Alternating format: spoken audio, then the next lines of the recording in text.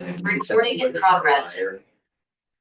It's just, it was never a fire, like the summer before, that up on Long Hollow, right, where it, and they, for a month, they fought that. So that's where the crew would go. That was before I started. They went down there with, you basically pushed it over, and then the truck with the wing would push it over the edge, but it was every morning, that's where they headed. And that was right after a burn. Yeah. I was down there and they were running, they were stopping traffic at both ends and Yeah. running that blade at 55. Just throw it. You shoot it off. Yeah, yeah. Guys, you catch something.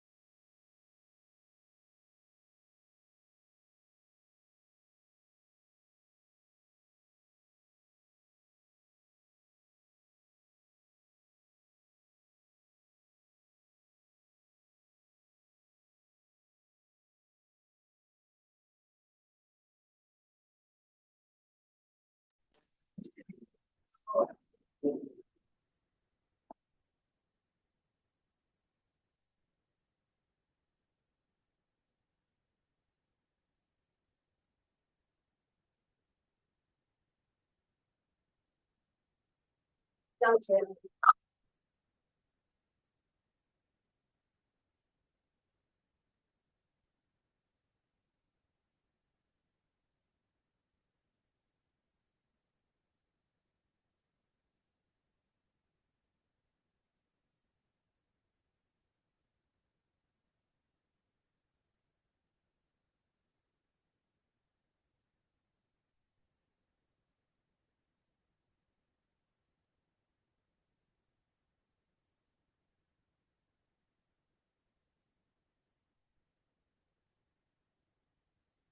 It was recognizing the owl, but it wouldn't, the camera wouldn't work.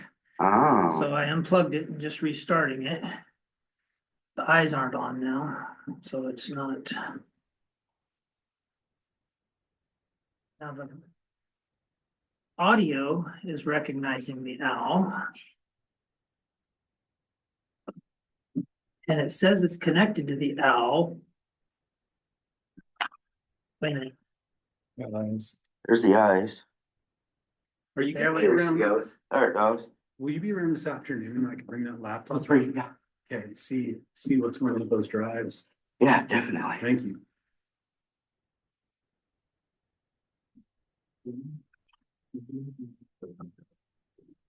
Working now. I think so. Okay. After your meeting, before I leave today, I'll connect and see if there's any updates. Okay, thank that need to you. Be done. Yep. And got everybody admitted.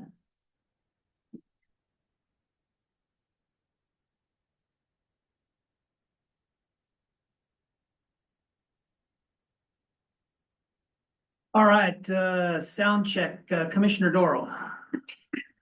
Good morning. I can hear you. Can you hear me?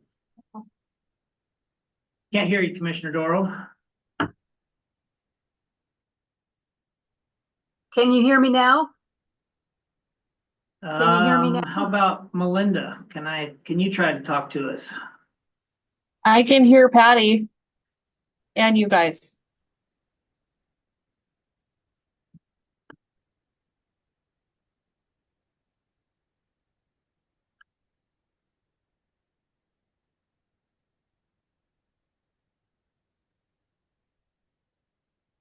Sorry, everybody.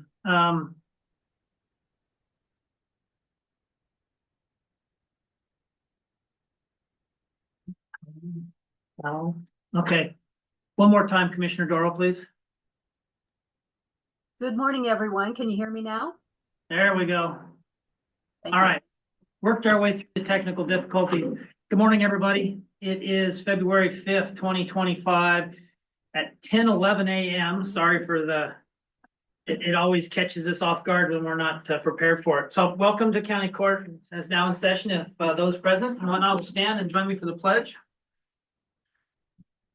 I pledge allegiance to the flag of the United States of America and to the republic for which it stands, one nation, under God, indivisible, with liberty and justice for all. Thank you, everybody. Very full agenda today. Try to move through it as fast as we can. For the record, I'll indicate that present is myself and Commissioner Frank, and via Zoom is Commissioner Doro.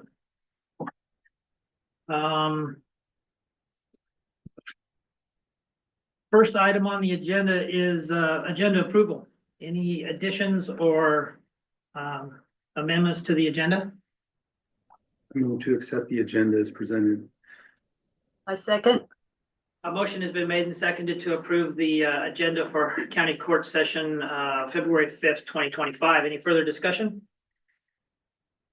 Not hearing any. All in favor signify by saying aye. Aye. Aye. Aye. And opposed? And motion carries.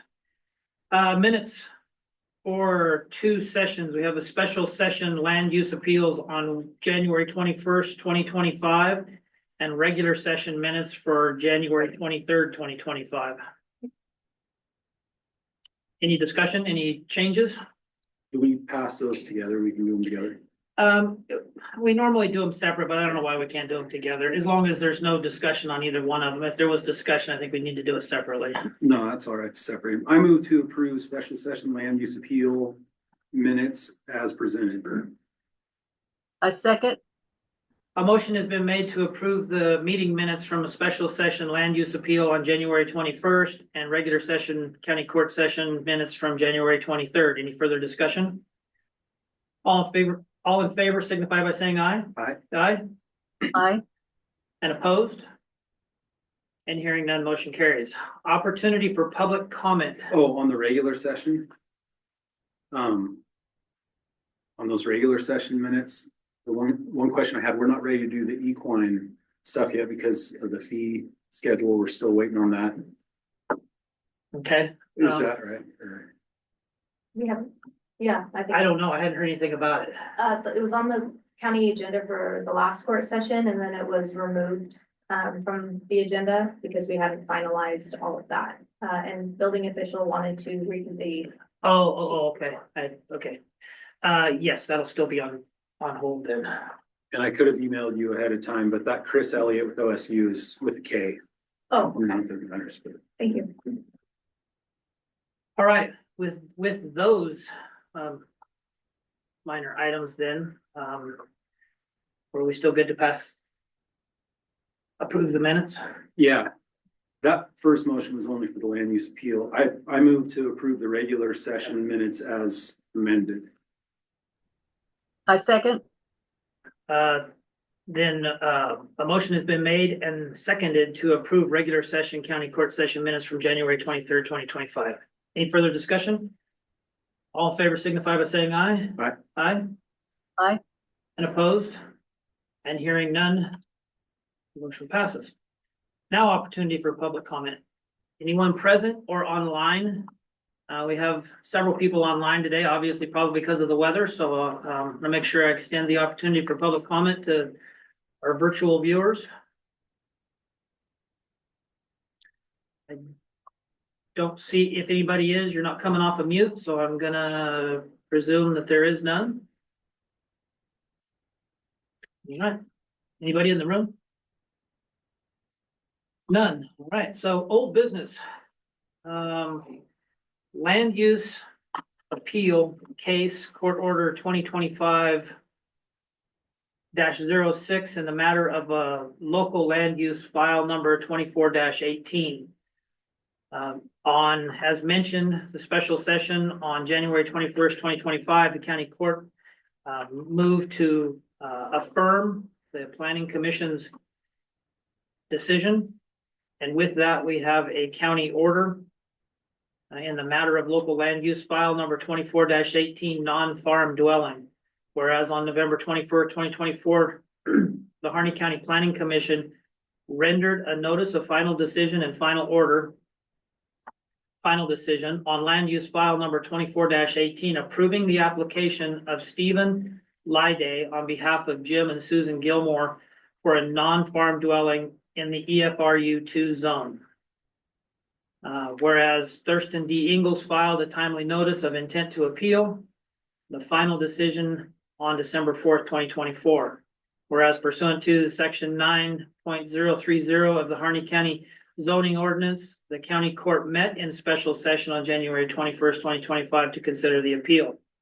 Whereas pursuant to section 9.030 subsection 3A of the Harney County zoning ordinance, the county court voted 2-1 in favor of declining to hear the matter and to enter an order of affirming the lower decision of the Planning Commission, with Judge Hart and Commissioner Doro voting in favor of the motion and Commissioner Frank voting against the motion.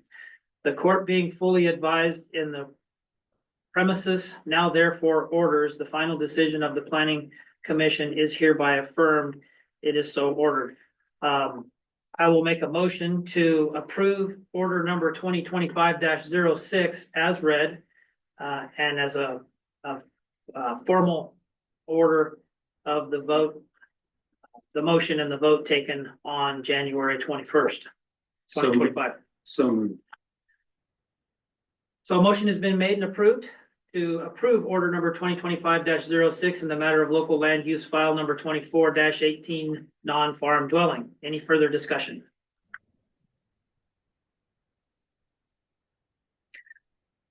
Not hearing any. All in favor of approving order number 2025-06 signify by saying aye. Aye. Aye. Aye. And opposed? And hearing none, motion carries. It is so ordered, dated this 5th day of February 2025. Judge Hart, it is my intent to be in the mid-afternoon today or tomorrow to sign any of these documents. Okay, so we'll hold it for your signature. I can also have a digital signature if you prefer. Would you like that? Executive Assistant York said she could add a digital signature, or do you want to do it in person? Digital would be fine. All right. New business, Local Public Safety Coordinating Council, Lipsick with Lottie Presley. You have the floor, ma'am. Good morning, commissioners. I'm here today. I don't know if you recall, but about a month or so ago, I sent an email to you regarding the Local Public Safety Coordinating Council, also known as LIPSIC, and the appointments to be made by the county commissioners. Commissioner Doro actually asked that I bring this to you to have a discussion, as there are several members outlined by the statute, which is ORS 423.560, including a lay citizen. And that's actually how this discussion became about, was with the advertisement of other boards and committees when the county was seeking applications for those to also potentially do it for Lipsick as well. And so just, I'm open to however you guys want to do that. And also Commissioner Doro brought up that formally the appointments have never been made, at least in the several years that I've been doing this. And I've been the chair since about 2019. But some of these positions are, I mean, like the sheriff, for example, you know, you have one sheriff of Harney County, it makes sense. They just are part of Lipsick for the statute.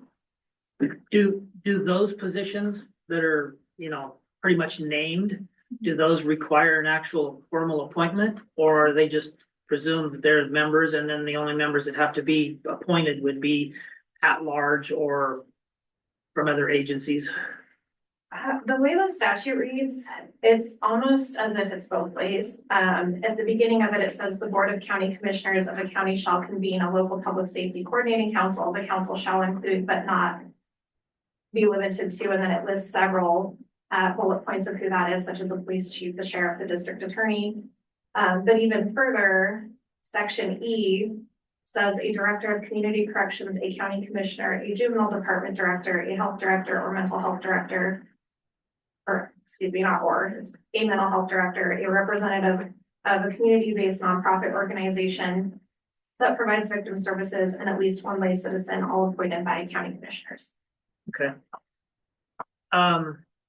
We can make appointments at any time and get that cleared up so that we've got our formal appointments made. I would like to do it in one fell swoop though, if possible, just so we don't have to come back and revisit it again next month or whatever, or, you know, in a subsequent, county court session. My suggestion would be for you to reach out to county council, just real quick like, and see what his what their interpretation of that is. Absolutely. And then we'll do maybe one appointment session, one document that appoints whatever we need to appoint. Is that okay, Commissioner Doro, Commissioner Frank? Yes.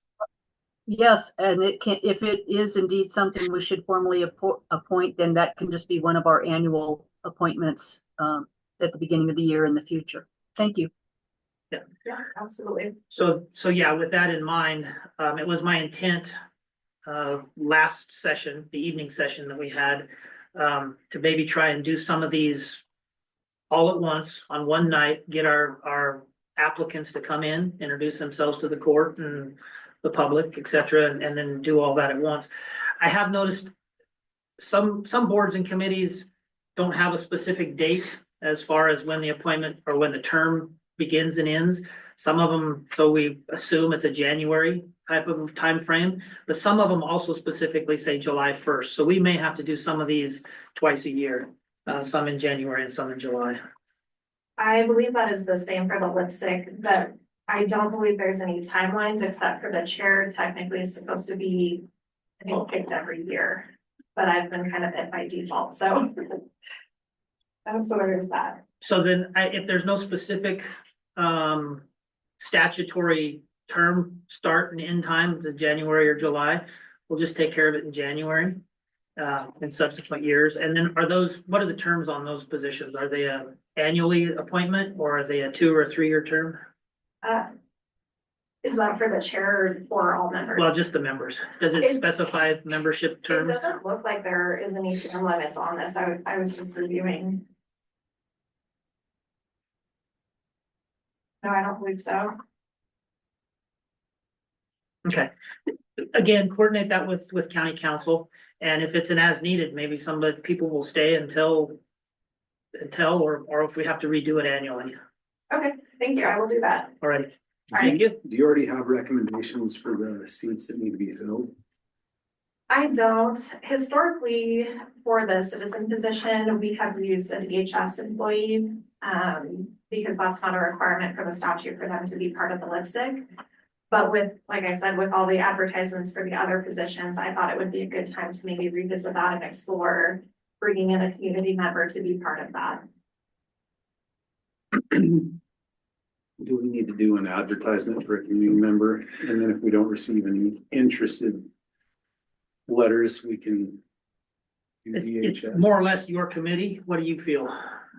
I'm open to either way. I could also put out an email to the rest of the lipstick members just to find out, if they have somebody in mind, any recommendations. And maybe we do that first before opening it up. Okay. That works for me. And you need a commissioner on there, it sounded like. Has one served previously? Commissioner Doro has been our point person on that. However, over the last couple of years, all commissioners have been invited and have been a part of it at one point or another. I know when I first started, I was attending some of those, but I wasn't real sure of my role and whether or not it was something that I needed to attend or, if it was a requirement or whatever. But I'm more than willing to pick that back up again too. So however we want to do it as a body, if one of us is the primary and anybody can attend whenever, or just maybe the other two can attend periodically, just kind of hear what's going on. And the lipstick. I was just going to say that I think it's good if, we're all welcome, but my consistent participation at the state level with the AOC Public Safety Committee and my National Association of County Justice and Public Safety Committee, which I have a noon Zoom meeting, by the way, today, of that. Made it a good fit, and my schedule allows it, but we can have further discussion if you all would like. Right now, I do attend. I hear a volunteer. I do There too. you go. Thank you so much, Chair.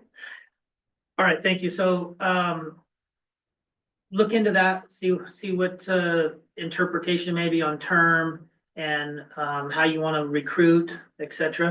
Okay. And then we'll get back on maybe by the next, county court, February. What is the next one, 19th? And just confirming that is Dominic Carrillo still the county council? Yes. Okay, perfect. I will reach out to him and follow up. All right. Thank you, Lottie. Great. Thank you, guys. Thank you. Next, item on new business is weed department update. This crashes my thing, my computer.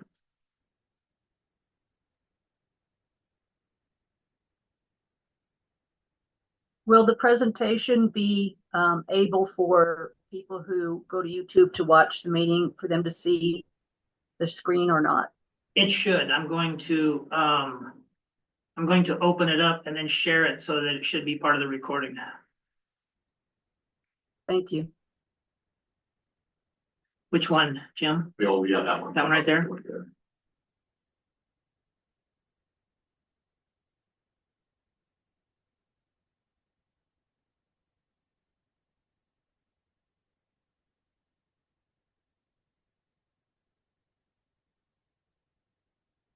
That's pretty big tech.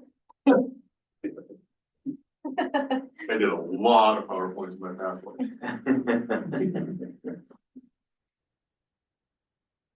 One thing you will notice is I put a ton of pictures with the folks in there. You guys don't really get to read it much. Commissioner Doro, can you see that presentation? Yes, I can. Thank you. All right, it worked. Sir, floor is yours. Well, thank you. Every year I try to come in, give county court an update on what we have done and kind of what we're planning to do. I always say we're based on behind the scenes department, so I just want to make sure you guys remember we're there and what these folks did. And if you remember last year, I am a promoter of people, and we had some great ones this year, so. You would. Next one. I start with that. So the people, we have two groups in the weed department. We have the strategic weed attack team, which is actually called the SWAT team. Jamie Cronin, been there 4 years. She's our crew lead. And then Jim and Nick, 2-year members. And then Jody, Matt, Cora, and Jay were all hired this year. They're seasonal except for Jamie. So we get a lot of rotation on those folks. Jim, Nick, and Mac have all committed to coming back. That Mac Ireland is actually taking his testing right now. State requires that we get licensed to do this work if you're gonna do it home. So the first year we team up with folks with licenses, they have to work directly with those folks. Then the county weed board, another group that I think is gonna goes behind the scenes a lot, right? Jesse Barnes, you'll see these people on every committee, I swear, in Hardin County, right? So these are the people that step up time and time again. So Jesse Barnes is the chair. She's also the Crane area representative. We broke the county up into some geographical areas. So this kind of area of concern. Jim Campbell, there's 3 of us in this county, so he lets me call him Red just for the note-taking side of it because there's too many Jim Campbells.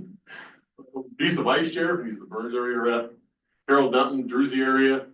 By ordinance, we have to have an SWCD representative on the weed board, so she also fills that role. Dan Brown, the Riley area, Casey Otley, she has pretty much half the county. We can't ever get a fields area rep to stay on. We never been able to do it, so we combine them with them. And then Jeff Doro and Tyler Goss are our at-large members. So those are the folks. And the very next most important thing is the money. We used to be pretty much funded by the county and the BLM. In the last few years, I have been trying to source much more funding from other places. So the BLM has stepped up. That number is way bigger than it used to be. They obligate about $250,000 a year into the program. The Value Refuge, we didn't used to do anything out there. We now have about a $60,000 workload we do with them every year. ODA, Vail, and Lakeview, so we do out of county, out of district work. They give about 34,000 Forest Service, 32,000. Again, we didn't need to do anything with any of these people. The Burns Roads contract, what that is every road, the county road that Eric has that runs through BLM, They pay us to spray 100 feet each direction off that road for noxious weeds. So they give us a contract. That grows pretty good every year. They give us just automatic bumps on that every year. That's a pretty good one. State weed board, pretty much our African rue you'll see later. We do other projects. Most of the private land projects are done through the SWCD, the CWMA, the Hydraulic Partnership. We help in all those, but they lead. We don't lead very many private land projects. So we do have some. Anything that's like a EDR, early detection rapid response, Class A weed, something that's somewhere else, we take lead on that. The rest of them we let them, we get the lead on. And then we have Bonneville Power, the long-term one. We just spray around their poles from Burns to Deschutes County line. We around every pole, they have a wooden power line out there. And then we do annual grass, Medusa head treatments on that right away as well. Every year we do that. This year is about $3,500. Then the Ag Research Service started using us to do they do plots all over the place and they need treatments done. They used to contract it. They had a heck of a time getting contracts. So I said, we'll do it. We do it at a much reduced cost for them, but it's work they do for the county anyway. So the one thing you won't see on there is every year Eric used to kindly work over about $50,000-$60,000 from the road department to the weed department for a chemical for roadside. A couple of years ago, Bobby Joe, the treasurer, came to me and said, we need to quit doing that. It doesn't make sense now that I'm within Eric's budget to do it anymore. I used to be a general funds department. And then quite frankly, now we don't need it. We are self-sufficient without it. This will be the first year, I'm feeling very confident, this will be the first year we'll actually give money back to the road department at the end of the year, instead of take money at the end of the year to balance. So we're growing this program a lot. The out of county, out of district work, we're gonna continue to try to grow that. So when we get to the budget side, we make some asks. I don't know if we want to do that or not. That's the money side. The public outreach thing that you do each spring, how is that funded? We pay for the herbicide, the BLM and the county pays for the folks because we use the crew, to do most of the work. It's run through our cooperative weed management area, the CWMA. Well, is that the event where you're in the parking lot at Big R and you're? Yeah, that's right. And you'll see it's coming up. It's one of our things that we do every year, okay. So. Road shoulder treatments. This is our ORS, our mandated thing we have to do. So every one of Eric's paved shoulders gets a bare ground treatment. 648 acres, that's more than Eric's acres because we did some work not here and some work in Lake County. We just where they asked us to through the BLM agreements. So those numbers are up a little bit because of that. Spot spray noxious weeds. We take a hand wand, I have a small spray truck with a hand wand and on a 100-foot hose reel. And I go down his paved and gravel roads and we spray anything that's a state or county listed noxious weed. We spray either back to the private fences or 100 feet on BLM off of the roads. The Forest Service, we spray it, it's 8 feet. They don't want us at this point to do a whole lot of way off stuff. So we do some of that, not a lot of that. Boonesbury annual grass this year was huge. We did a ton of acres because of those fires. Any road that you're gonna see this as a repeating thing through everything we did. Any road that could have or might have or was in the fire, been used for the fire. We did 8 to 16 foot spray buffers for annual grasses because we know that this Medusa problem we have, that's exactly how it moves with these fires. Scotch this year was horrible. I don't know what the deal was, just the right timing. There's a video coming up in a second, you can see it. I've never seen it like this. It was a great year for catching it, they say. It was a terrible year for spraying it. But by the time June was over, everybody in the crew were just sick and tired of Scotch thistle. It was just a year. I don't know what the deal was, but if you click the next one, Judge, it should. Then click it again, the video should play. So what that is that's out in Druzy. It's just a whole hillside of, I've never seen, I've sprayed this road 13 years. But that is an entire monoculture of Scotch thistle. Is that the plant that has the purple top on it? Yeah, big, tall, gnarly. So what do I do? I'm in the back of my little spray truck, actually video on that, but I back up and I pull hose to the top of that hill. I turn around and I back down the road. I pull forward a little bit. I pull hose top of the hill. I back down. Druzy, we were out there a month. And Drew's is spraying Scott system, just Scott system alone, so. Are you affected? What's that? Are you affected? Well, yeah, I can tell you this year it won't be that way. We've had, we call them years, White Top has years, it's weird, right? So just the right weather, it'll just trigger whatever's laying there dormant, it'll just trigger to go off. If we're in a position to catch it, we can really do some good. So we caught a lot of that Druzy Scott thistle, so we're hoping, for years that'll hold, most treatments we do, so. Oregon State Weed Board, this is essentially a partnership we have with them at this point, the Harney County Weed Board and the Oregon State Weed Board. We have an African rue infestation that's been around 13, 14, 15 years. It's about 10 miles out toward Crane. We once again applied for the grant, we got it. We're kind of doing a little different. We're targeting certain areas, very intensely to see if we can drive it out of pastures. So we did some reseeding that's looking really good. I think what's going on outside the last week is really gonna help with that reseeding effort. And then, so as you can see at the bottom, we started with over 200 net acres of African rue, which is a highly toxic, to wildlife, to cattle and to, horses plant. It's really only in Harney County. There's one little teeny site in Central Oregon, but other than that, we are the only site in Oregon to have it.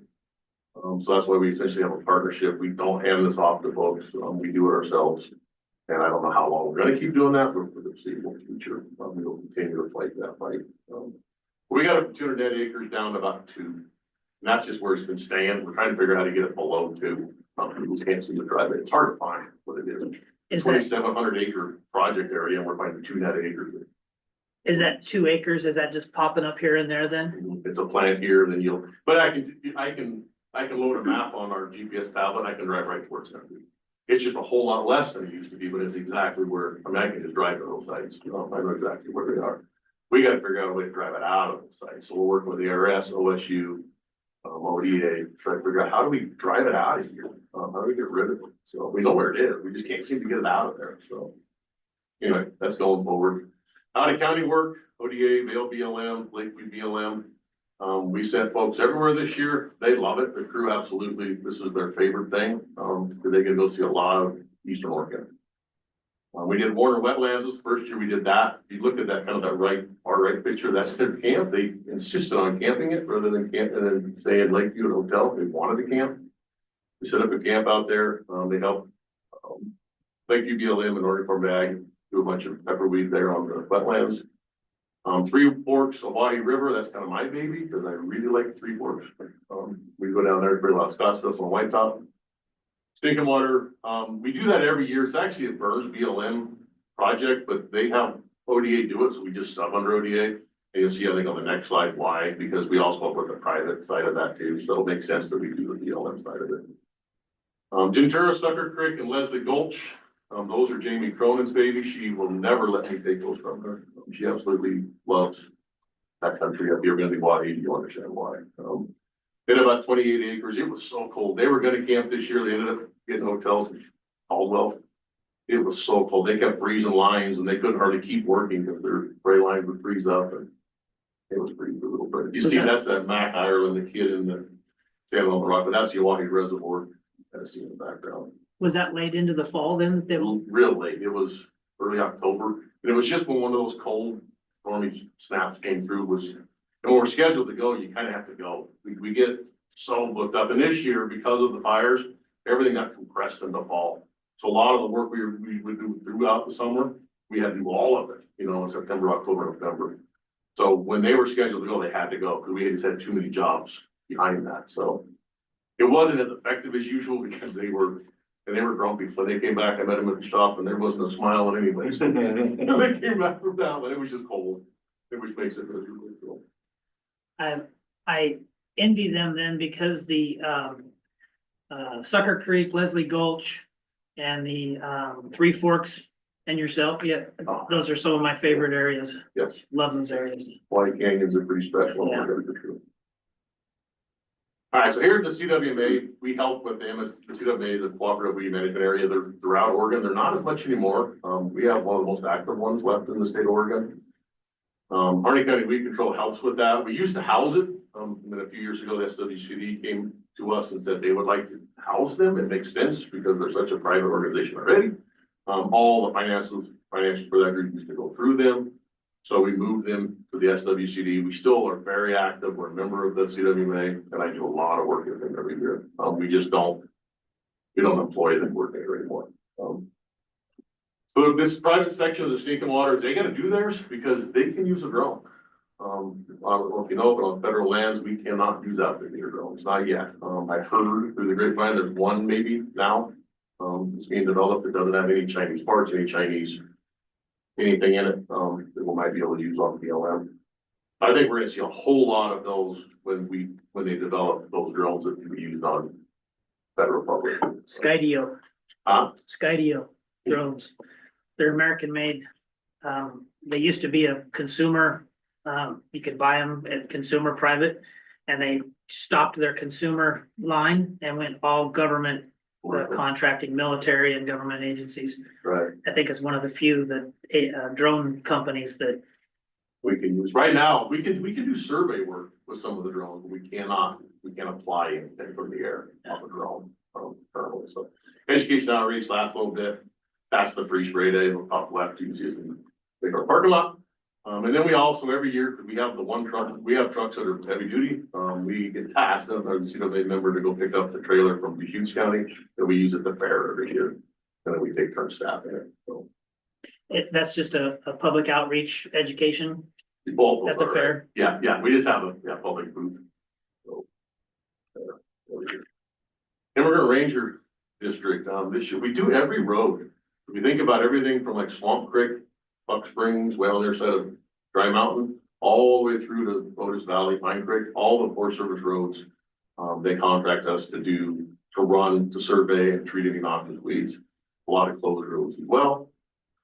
You'll see that they actually took a picture of the falls fire start. It's kind of a sad picture. And that's when it was about 2 acres in that picture. That was the last day, obviously, we were in the woods. After that, we weren't allowed up there anymore. But we got cut short up there. We did do a whole bunch of annual grass work.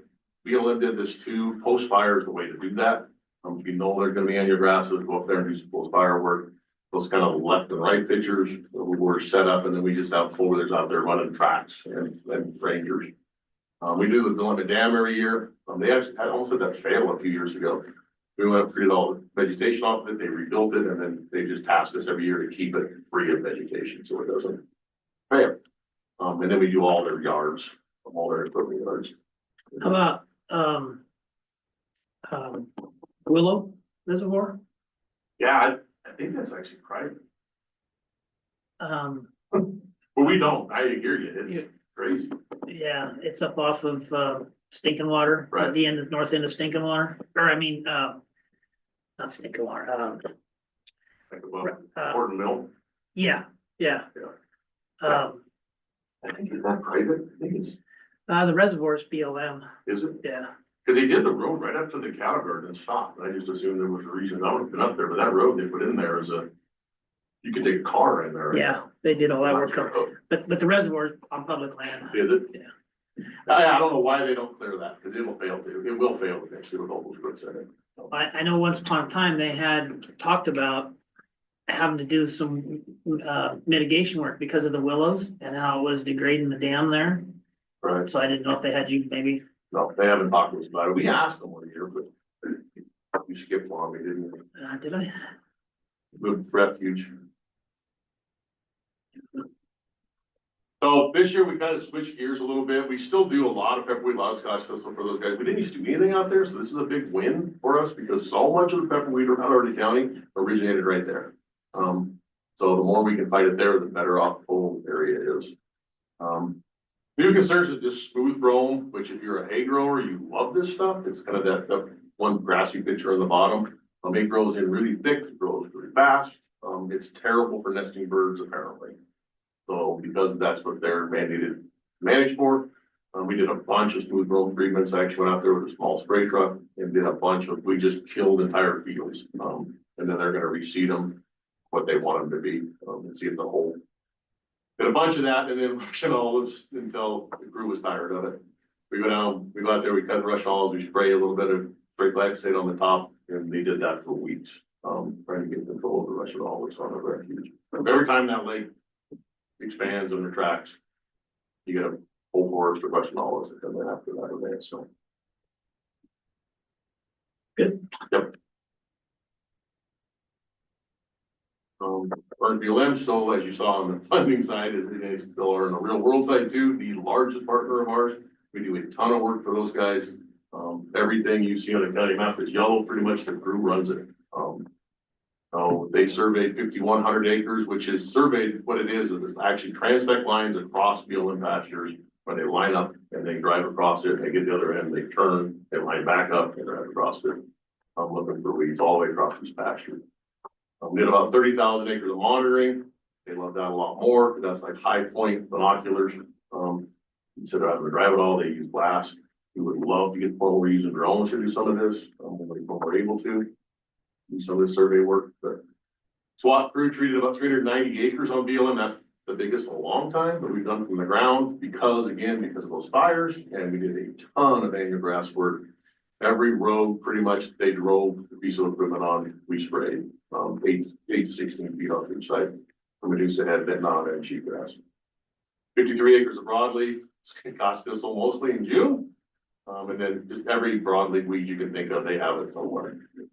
Everything they're telling me, as long as the funding doesn't get messed with, this year is gonna be even crazier. Forest Service does the same thing. They actually have allocated us about $100,000 already, so that's a big jump. The Forest Service has? Yeah, from the 30,000 we usually get. It's a ton of work. It's a lot of roads work, so I feel pretty confident we can do it. There's still a lot of backpack. They're gonna have to walk every fire line with backpacks, so 100 miles of cat line they have to walk with backpacks, so a lot of work. But it's good work, because if we can catch them this next year, it'll stop them from invading our forest, so. And the BLM saying. Material sites, this is kind of boring, but probably the most important, honest to goodness thing we do every year. The BLM funds this, and we do pretty much every federal, state, county, and private pit. Jamie Cronin's done it enough now that you can kind of link a whole bunch of them together every day.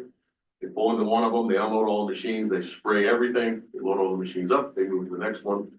And the idea is that we can fight them here, we don't have to fight them up and down all these roads, so. BLM has us doing that. This year we did a bunch of it because of the fires. We kind of limited this where we could go. So we did a ton of pits. We did a bunch of ODOT pits this year, which we haven't done in the past. It's good work, because if we can, like, again, if we can make our pits look like that, that's what our road shoulders will look like too. So for our place to fight weeds. Reseeding an aerial, we do this every year too. This year was not as big a year, but it was kind of a cool year in the fact that we did it post fire. We go out there, the crew goes out there every year with billy bags, billy seed bags. They go around to these burn piles that the BLM, the Forest Service put out. They did 1,500 acres out of belly bags. That's a ton of acres out of a little 3-pound or 5-pound belly bag. You can see them on the right.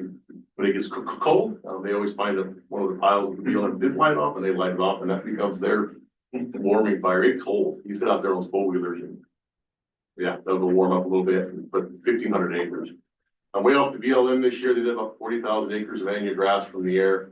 18,000 roughly was post fire, which is, again, that's the time to do it. When it's black and you spray this pre-emergent herbicide on it, it works. Hopefully next year we'll come up with desirables and not a whole bunch of cheap grass and reduce the range.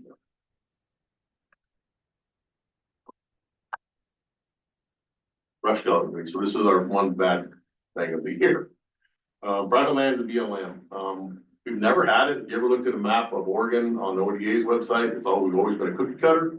We've never had a real infestation. We find it once in a while, we go, we dig them up, we spray the ground. We've just never had it established. Last fall, Jamie Cronin was actually hunting on the south end of the beaver tables and walked into a huge patch of it. It was there obviously from the fire back in 2012, probably is when it was introduced, when they had a big fire up there. We say that because the equipment that fought that fire came straight from Gentura, and Gentura is heavily infested with brush killing. So probably where it came from. So we went out, me and Jamie did, and we did kind of an initial attack. We tried to map as much as we could. We sprayed the really bad spots, and pretty widespread, unfortunately, out there. So we worked with ODA, with Bonnie Rasmussen, directly to put together an Oregon State Weed Board grant. That's one, again, that the county will take on and not hand off to anybody else. We'll go out there with the crew, we will map it out. Already working with BLM because it runs right up to their fence. I'm assuming it goes through it. It doesn't know any better. We just didn't find the fence and look, but we're gonna BLM to do all the survey and treatment work at the same time, up there as well. That's gonna be a long-term, decade-long project out there now. So glad she found it, because every year it just gets worse. We get control. Decade-long project on this one species, on this one. Species. Oh, yeah. It's a long-lived seed, so it's got a lot of seed bank now, a lot of years of making seed, dropping seed, and it lasts, decades, that seed will in the soil. So we kill the plant, the next flush will come, we kill that one, the next flush, we just gotta work it until the seed bank's gone. It'll take a long time. I think ODA is gonna support it though, so they'll help us with the funding. This is kind of my somewhat strange year. I've been doing this for about 13 years. I've never had a year like this. The fires and the super drought, I don't know if you guys remember, but it stopped raining. It felt like it was Sacramento Valley again. I mean, the rain shut off and it didn't rain again all summer long. We just didn't have rain events. So super dry, lots of fires, lots of smoke, became a challenge. We, by law, we can't have the folks out there, I guess to a certain level. And so we worked very hard with BLM, Jamie did, and we strategically moved around the county to places that were less smoky where they could work and stay productive. So a lot of Pueblo, Steens, Drop Creek, Sheep Mountains, that country, we get away from the smoke. 2025, like I said earlier, if they can get their funding, and again, the Forest Service has, the BLM tells me they're going to, it's gonna be a huge year for those two. I'm assuming the same with Lakeview, Vale, and ODA. It's gonna be big, so.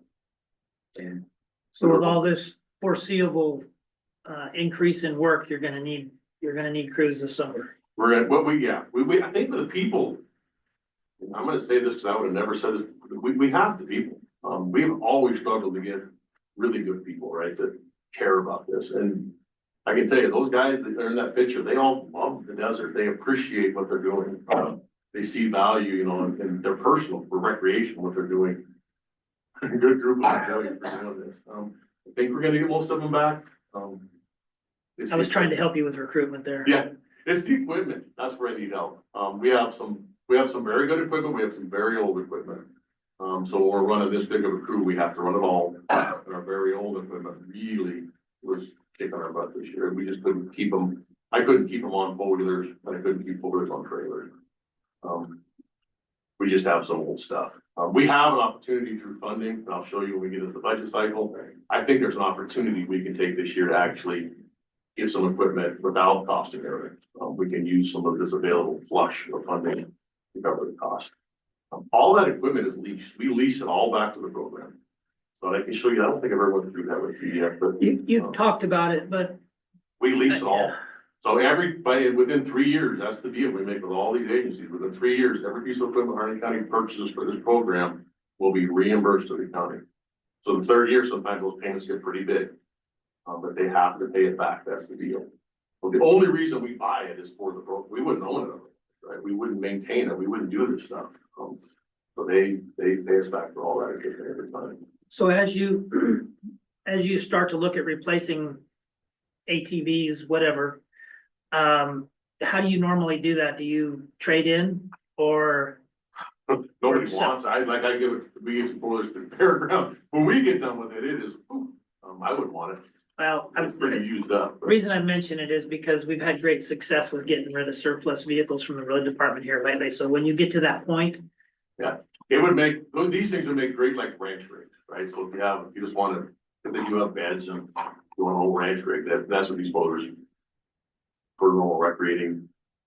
They're pretty used up on that side. Literally they line up in these rock fields, they use all day long with 25 gallons of water on the back of them. So they get pretty used by the time you're done. So a 5 or 6 year old four-wheeler looks like a 30-year-old four-wheeler for most people. I mean, and thank goodness Eric's folks got to keep it going for us. So they don't build them to do that. Nobody builds them to do what we do with them anymore.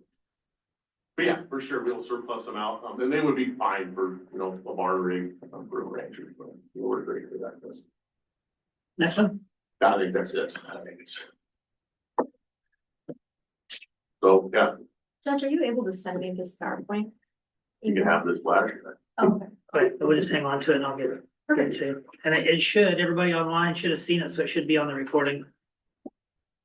Yeah, that's what we do. We do a ton. I say it all the time, we're a conservation group. People think of us as a road scrape, we're not.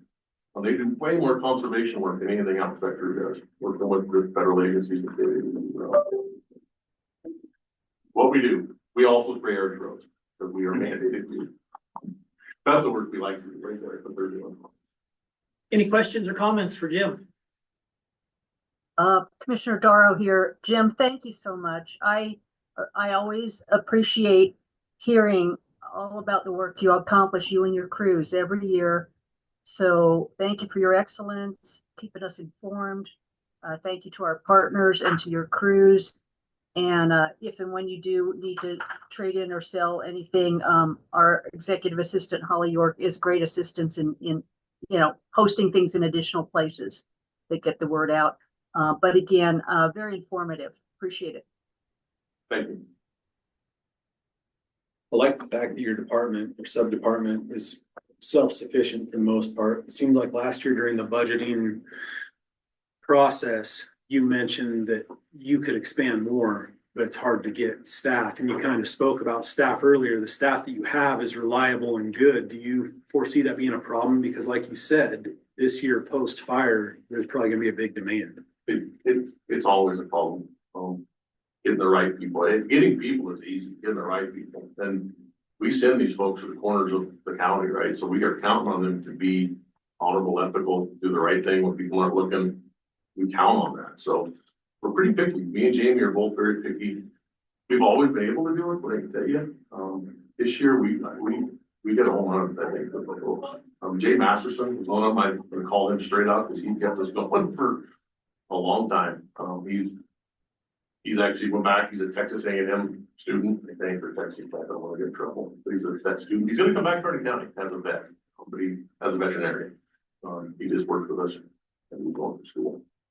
Those are the kind of, if we can keep finding those high quality individuals, and they're highly motivated. The work they do. People have been out there in August, right? It's brutal. And they fly every single day. I guess to answer your question, we've always been able to do it. Some years are harder than others. I'll tell you, if we can't find the people, we won't do the job. I won't hire, and Jamie won't let me. If I wanted to hire some and then try to go out and just to get the money, we'll turn down the job. If we can't get the people to do the job right, we won't do it. Because it's too much, way too much liability. But sitting on the back of those machines, there's a lot of liability. We don't do it right. All right. Thank you, sir. Thank you. Appreciate the briefing. See you next year. All right. Well, I'll see you in about 2 weeks. Yeah. All right, next item is heavy equipment purchase for the roadmaster for the road department. So I asked Eric, roadmaster, to bring this in. The policy, the procurement policy allows me as the county judge to authorize expenditures up to 50,000. And this procurement is 369,000. So I wanted to get the court's approval before I just signed off on it. And I started to, and then remembered that I didn't have that high of limit, so. So a little bit about just for the record, the piece of equipment that you're buying under the terms. Right, so what we've done is we've got one, that's in the Druzy area that's got transmission issues. It's a 2017. The repair on it is gonna be in that neighborhood of, if we helped, it would be 40. If CAT does it all, it's gonna be in the neighborhood of 60, to replace the transmission in it. With SRS in question, not knowing what our future is with that. Typically I will look at lease programs. We've always been a purchase, county where we've done that, but there have been, times where, we just don't know, if we're gonna keep the equipment or whatever the reason is. We've leased, just for an example, we did the D6 dozer that we push up the landfills. We leased it to begin with. When we got to the end of the lease, it didn't benefit the county to continue and roll it over, so we just purchased it. And we just didn't put enough hours on it to justify it. pieces of equipment that we do put hours on, like, the Rule, Druzy, Diamond, Fields, we put about 1,000 hours a year on them. It pencils to do that. Would I want the whole fleet to be a lease? No, by any means, but this time around with budget, and not wanting to pull money from our reserves, because right now we're, interest wise, those reserves are really helping. So I'm pushing to lease this one, for a 5-year, 5,000 hour lease. They're giving us 125 for the damaged, grader. And when we come out the other end, they'll do a guaranteed buyback for 195. So we're coming out the other side, better than we're going in. I don't have to make a payment until 2026 because of the equity that they're giving us with the damaged, grader. So, to me, it pencils. And so that's what I'm pushing for, is that we can do a quick turnaround. It won't be down for an extended period of time, which is hard, when you're, relying on that piece of equipment to, blade snow, blade roads, whatever you need to be. And so, I'm pushing for a lease this time around. I have one other lease program going on right now, and that's the Blade and Diamond. Like I said, would I advocate for the whole fleet to be a lease? No, but a couple of them, and it works where we can rotate them out and still have a good piece of equipment, especially with nowadays with technology.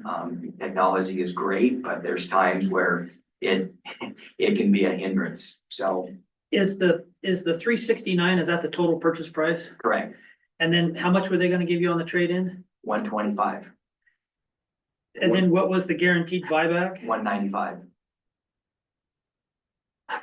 So really, the county's looking at about $150,000 purchase. Correct. Sounds good to me. Any questions? No, that seems well thought out. How soon will you be able to take possession of that piece of equipment? They are looking for a push block. The only one that they could find, the amenities that we like, the grade functions and lift group and those kind of things. And the only thing that we really didn't need the lift group on the front, which that's what one had. And they're waiting for basically a push block for the front. So they said that they would probably have that the next week. So I'm saying probably the next 2 weeks, we'll be able to do that transfer.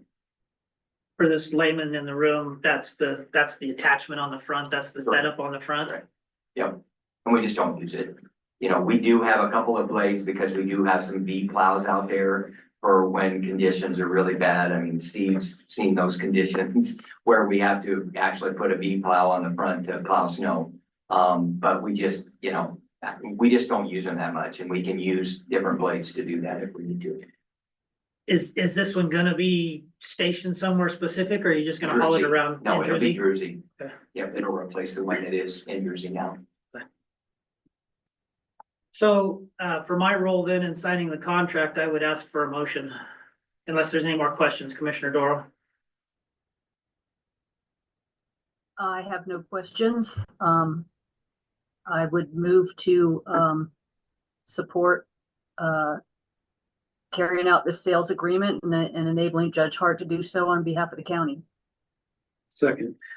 Thank you. Motion's been made and seconded to approve, for me, or authorize me, the county judge, to sign the contract and the purchase of the Caterpillar as discussed.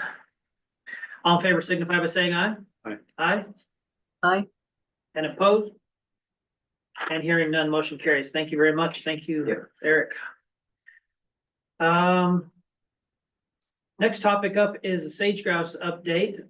Former Judge Grasty was at the state hearing on that and testified. I watched you there. Thank you very much for your participation there and whatnot. And the floor is yours for an update.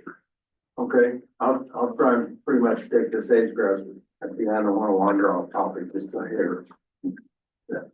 So just background, just so it gets said on the record. The process of that of the listing and preventing the listing of endangered species was time consuming as all get out.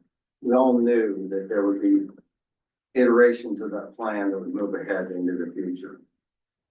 This particular iteration, based on the hearing that was downstairs a couple weeks ago, at least in my mind, was very poorly. Was there an outreach? And there was none of the collaboration that this county is known for across the state. Everybody put their heads down, everybody being the BLM, ODF&W, and land use DLCD, put their heads down at the job. The outcome would probably have been the same, but those people who are in that room downstairs that went all the way back to why are we hunting a bird that might be endangered? All of that's been covered over and over and over. And this time, as the process happened, they didn't do it. That meeting downstairs wouldn't have happened without questions from you, from me, and others. And yet it's required in law that they hold that hearing. So 36 hours before the hearing in Salem, they held a hearing there. I calculated that the furthest ranch impacted, the ranch house is 252 miles from here. Just because of the way you gotta go to get to it. So one meeting in a huge area.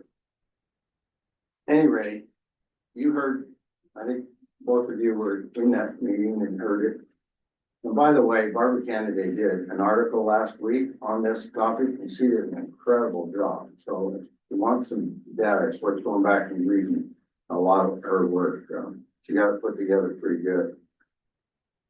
So I went to the hearing and I asked for 3, maybe 4 things. I asked him to leave Grant County out. I talked to Judge Hampshire up there, and they had no idea, no clue. They've been talked to, but it went over their heads, and I understand how that could have very easily went over their heads. They didn't understand, and they didn't think anything about it until all of a sudden there's a state agency saying we're gonna put development right restrictions on property within Grant County.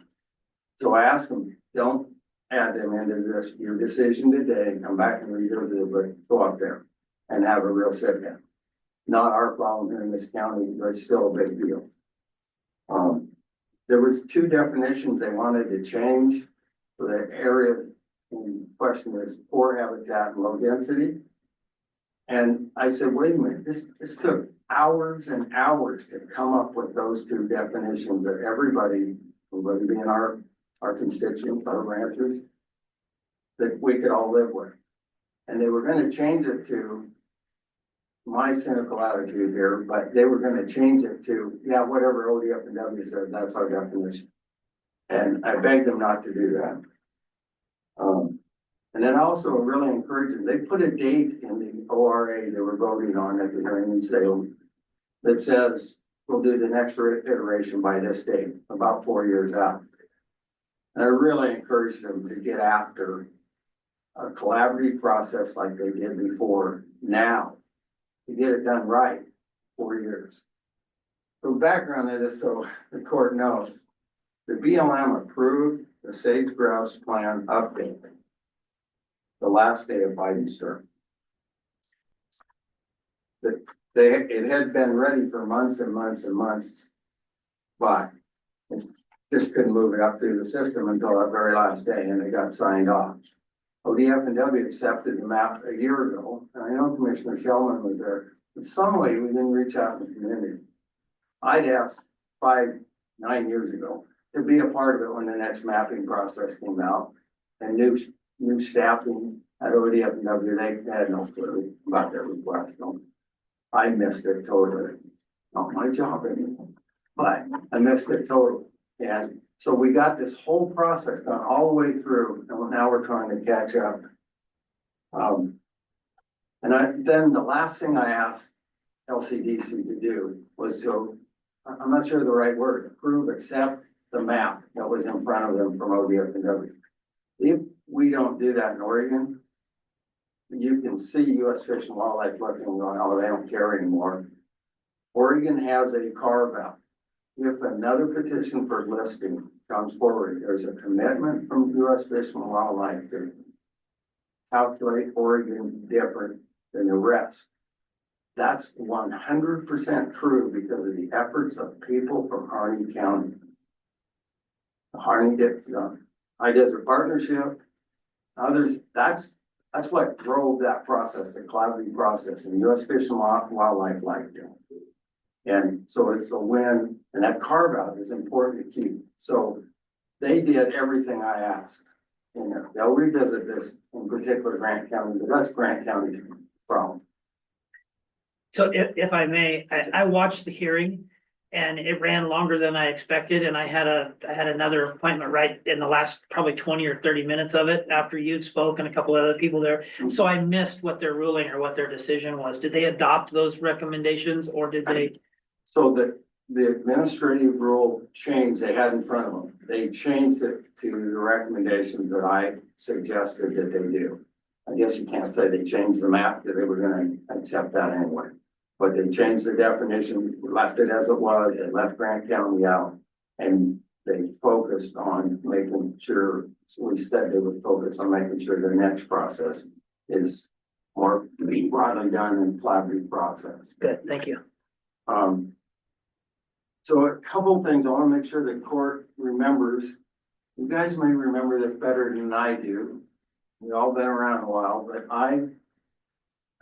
as I sat there listening, I was reminded that Oregon land use may be the most hated laws in all of Oregon, but they have one underlying intent, and that's to protect agricultural land.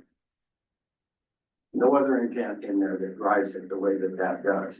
That's a huge benefit to the people that live here, the ranchers, a lot of our economy based around. So it's important to remember that as we make decisions. And you guys today approved of non-farm dwelling. The reason that process is so onerous is to protect farm uses. The other thing that, as I sat there watching, the light bulb came on. This is something that I think you need to put on your planner to come and do. What a great job you have with department heads this morning talking about their topics. Your planner needs to come and tell you what within Oregon's administrative rule, there is a provision that everything that's restricted under sage grouse can be set aside one time in 10 years. That was put in there from counties pushing, hey, we need it out once in a while. Some project may come along. I don't know, like a power line, a campground. I don't know. Your planner should have some idea. And you need to be prepared. Your economic development folks need to be prepared that if this comes along, if something comes along that's being stopped by sage grouse, you can override everything once in 10 years. It's a free get out of jail card. And I completely forgot while I was testifying and it was just happened to be displayed on the screen. That's that rule, that's in administrative rules. It's in the administrative rule that Judge, if you had, the planner looks at the agenda for that meeting, it's that administrative rule. I didn't write it down. And that's once every 10 years gives the county the ability to do that? And yes, and so part of the questions that I think your planner needs to help you with is that once countywide, is it once in a core area, is it once on a particular land? And I don't know what the once means. And you know how it goes, there's these rules and the wording's gotta be right, as you understand. Anyway, it's an opportunity, I hope you get up to speed. Yep. The other thing, the letter that got everybody rattled at the meeting we held downstairs, or PLCD held downstairs, was about Measure 56. I barely remember it, and I'm not gonna sit here and tell you I know what it means. But it was to protect landowners if your neighbor was gonna do something that impacted you, or that there was a broad change by county government about land development. You would get a letter and say something's changing, so you were always informed, every landowner should. Your planner needs to explain Measure 56. You guys need to learn about it and make sure you know it, because it's gonna come up again. When I called and said, what is this letter? I kind of knew what it was, but I called and said, what's this letter? And the answer I got is, Well, I was told to send it out. That's not a good explanation for our consistency. But I encourage you to get up to speed on that one. It will apply to many other topics, not just this one. And it'll help you.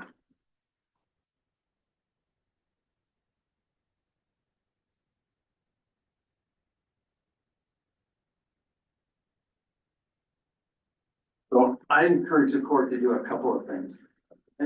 Just sitting there this morning reminded me how many things you all have on your plate. I get that. But somebody, whether it's a court member or somebody that's assigned to do it and report back, needs to become familiar with the organization SageCon.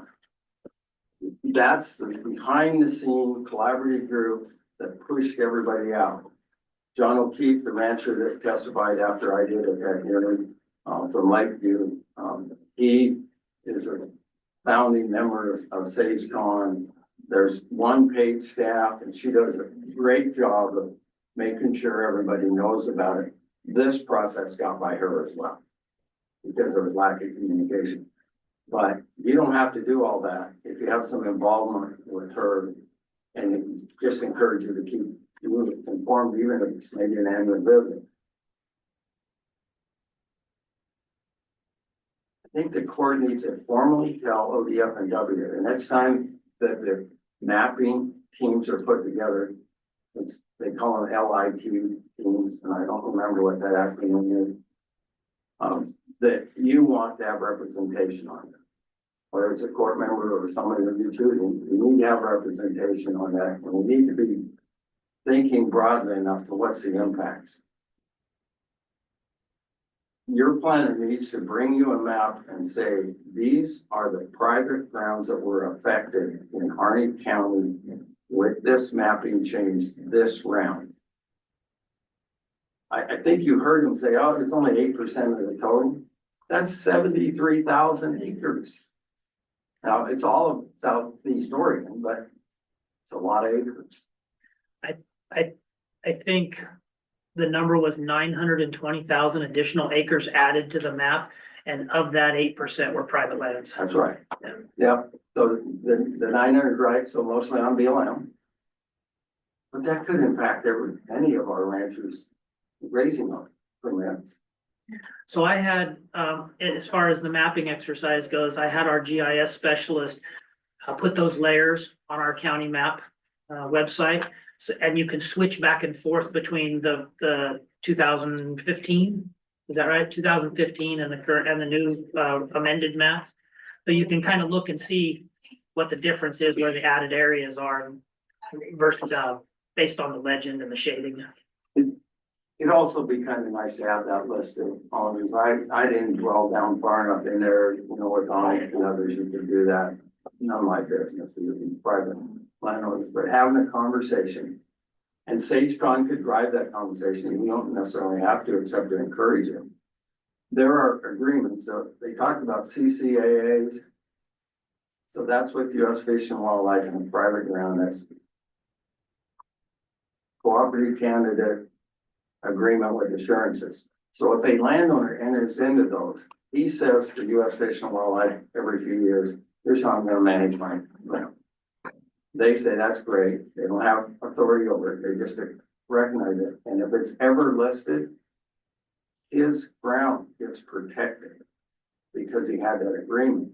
Those are the kind of things SageCon can put together.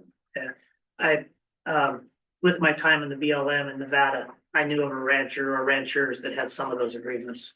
Harney County has more acres in CCAA than any other county in the nation. And partially because there's a demographic, but partially because the ranchers saw the value in it and stepped up.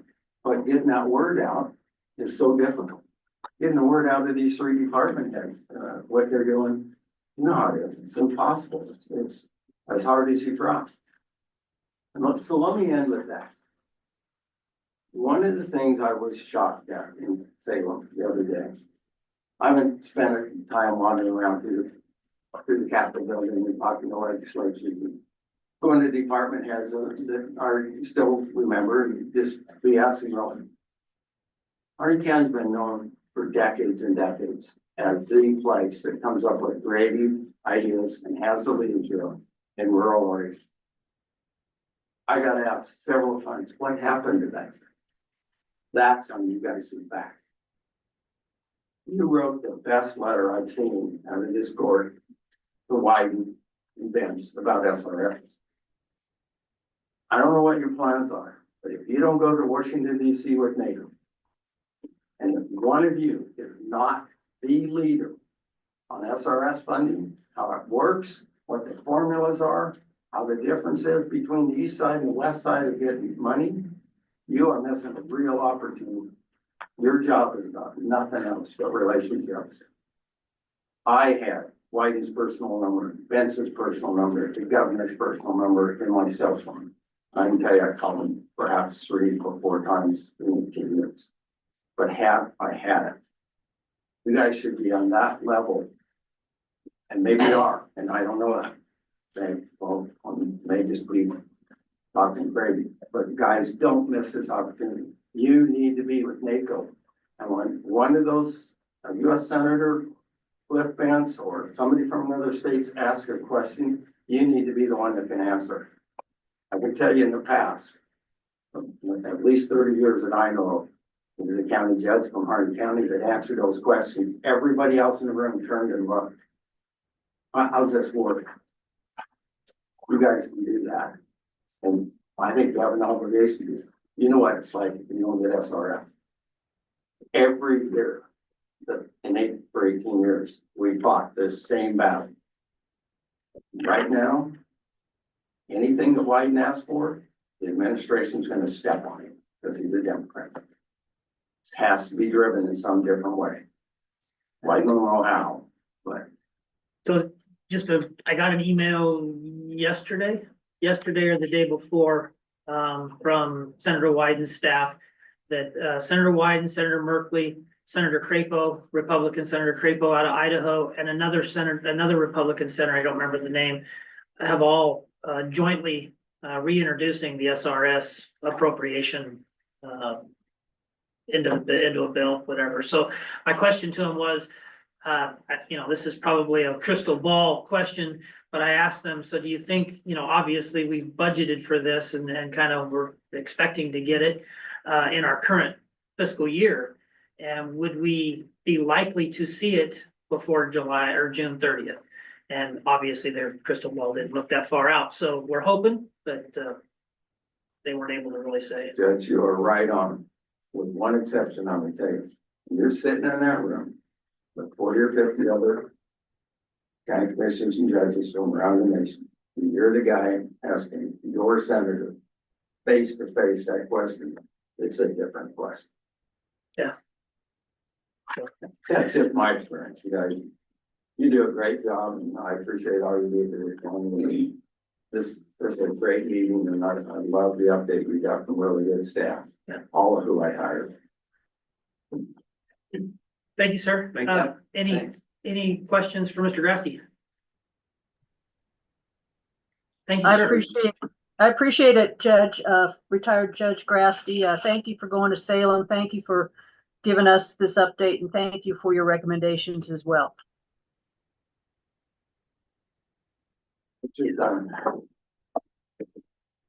All right, Do you want that screen up? it's all right for now.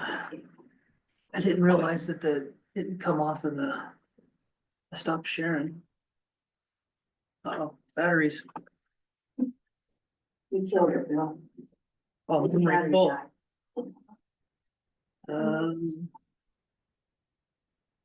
Well, can you get the batteries or the memory just got full on this, so can you get the remainder of whatever notes you need off of the recording? Okay. No problem.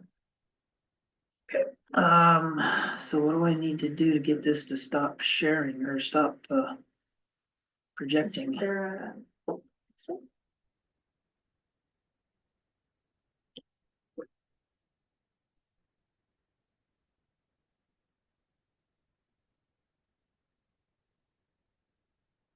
Okay, just a second here.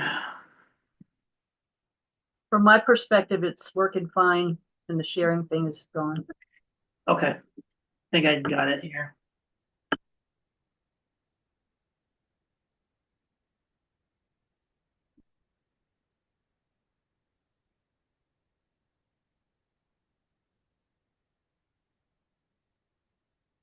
All right, there we go. All right, next item on the agenda is resolution 2025-02 unexpected occurrence wolf depredation fund. In the matter of appropriating funds due to unexpected occurrence or condition in regard to Wolf Depredation Fund 235. Whereas Oregon allows for the appropriation of funds when an unforeseen occurrence or condition which could not have been foreseen at the time of preparation of the budget or could not have foreseen or pressing necessity for the expenditure occurs, and whereas an unforeseen occurrence or condition has occurred to wit Harney County Wolf Depredation Fund expenses were more than anticipated, and it has been determined to appropriate interest income to adhere to Oregon's budget law, whereas this fund was not anticipated during the preparation of the 24-25 budget. Therefore, be it resolved that the following category appropriation be adjusted and approved. Building Fund 213, interest increase of $100, and materials and supplies increase of $34,450. Any questions, discussion?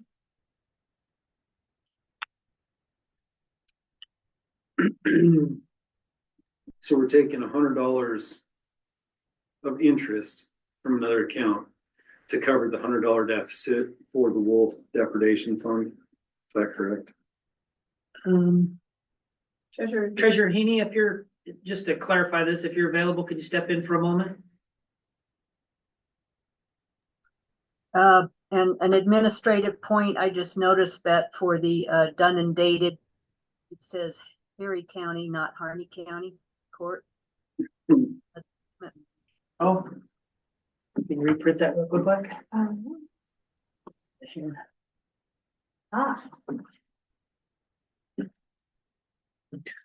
Treasurer? Yeah, so, the wolf depredation fund, the original budget for materials and supplies was $34,350, and the expenses ended up being, about $96.51 over what was budgeted. Okay, let me back up real quick.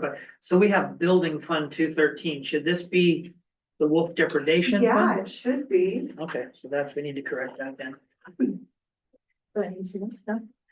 So And I have this document, so I can, this should be Wolf Depredation Fund 235. That's what was kind of throwing me off. I was like, were we taking money from the Wolf Depredation Fund and putting it into? no, that's a typo, and that's my mistake. What fund is the $100 of interest coming from? It's coming from the revenue, our interest line. So we didn't budget interest in this fund, but this fund is an interest-bearing fund. And I think there was confusion about that when this was kind of started. I'd asked Commissioner Shellman at the time.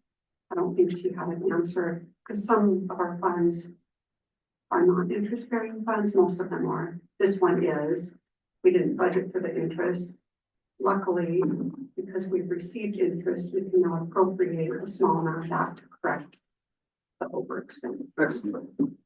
That was gonna be my next question. So by doing this, it's our intention to expend that $100 of interest?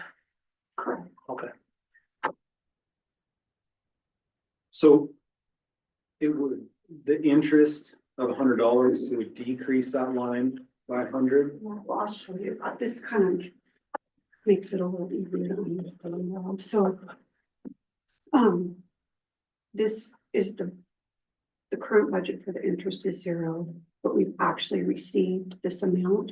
So what I'm doing is I'm putting a budget in here of $100, and then the expenditure side, that allows us to increase this figure by $100 and then correcting this. So we're adding $100 to the interest line, which wasn't there previously. And then we're increasing the materials and supplies line to $34,450. which would have been previously 34,350, Correct. an increase of $100.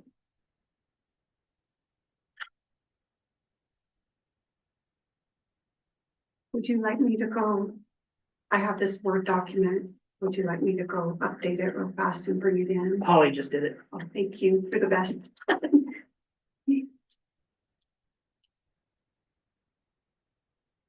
That's what happens when I get in a hurry. I have one more resolution coming up. I'm gonna ask if you just stick around just in case there's any questions. Any comments, questions on regards to this resolution? I move to approve resolution 2502 as amended.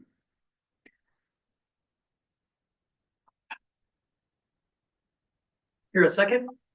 I second, although I don't have it to look at, but yes, I second.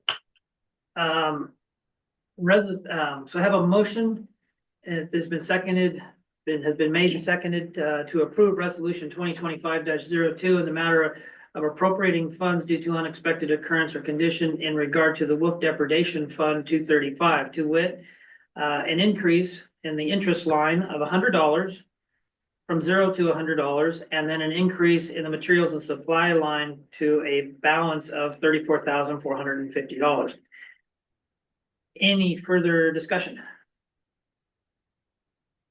All in favor signify by saying aye. Aye. Aye. Aye. And opposed? And hearing none, motion carries.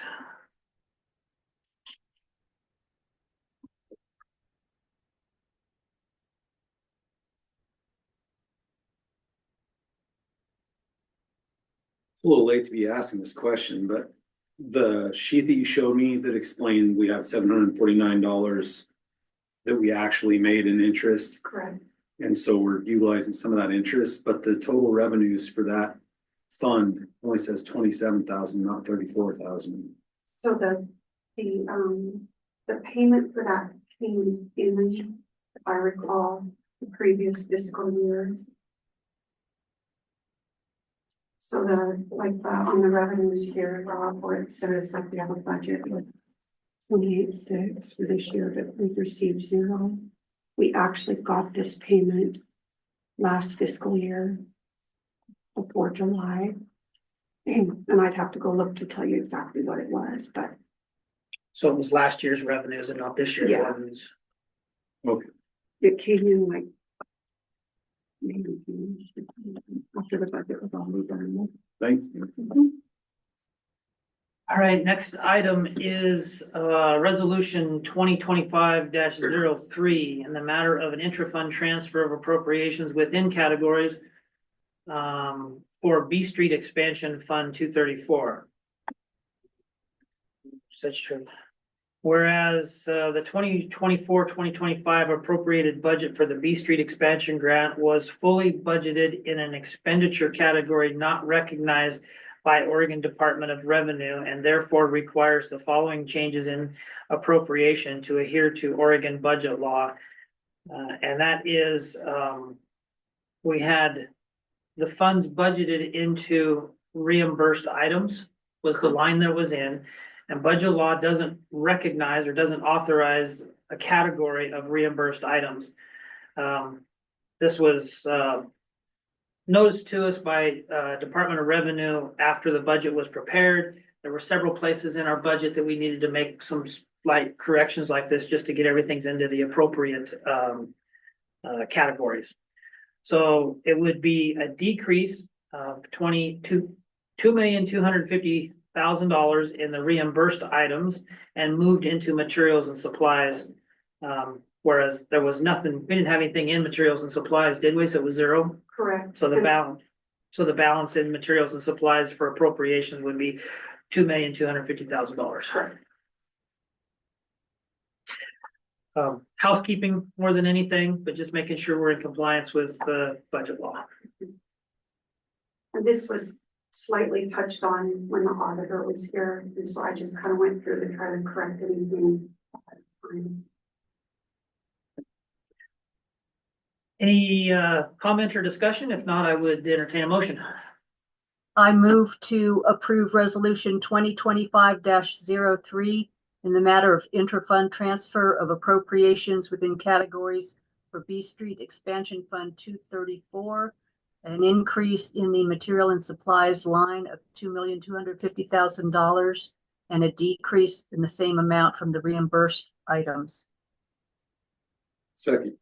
A motion has been made and seconded to approve resolution 2025-03 in the matter of an intra-fund transfer of appropriations within categories for the B Street Expansion Fund number 234 as read. Any further discussion? All in favor signify by saying aye. Aye. Aye. Aye. And opposed? And hearing none, motion carries. I always figure that when everybody votes in the affirmative and I ask for opposed, it's like there's not going to be any opposed, but I haven't quite figured out the verbiage for.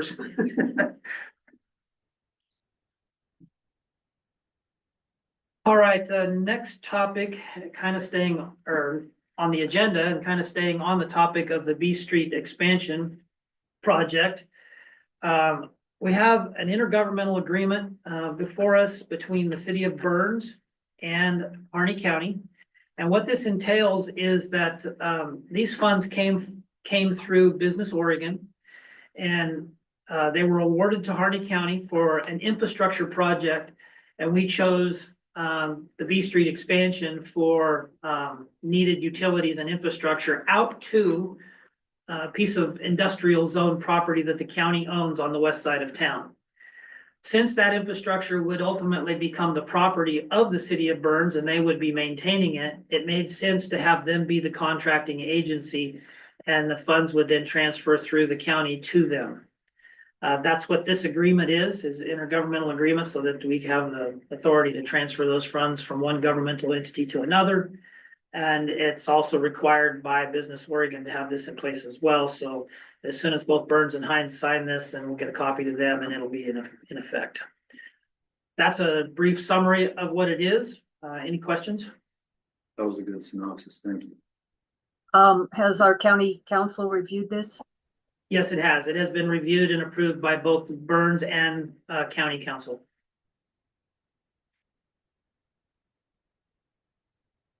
And again, because it's way over my $50,000 authority to sign, that's what we're bringing it before the court for approval. So I would entertain a motion accepting or to engage in this intergovernmental agreement and authorizing myself to sign this agreement on behalf of the county.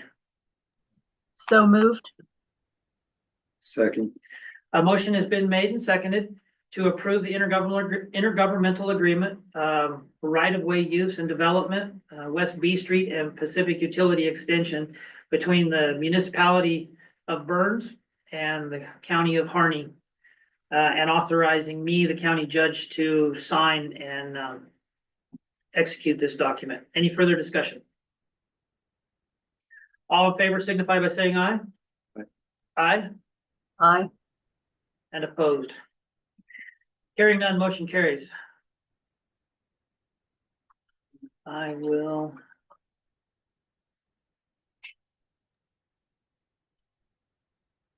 And I'll let him finish.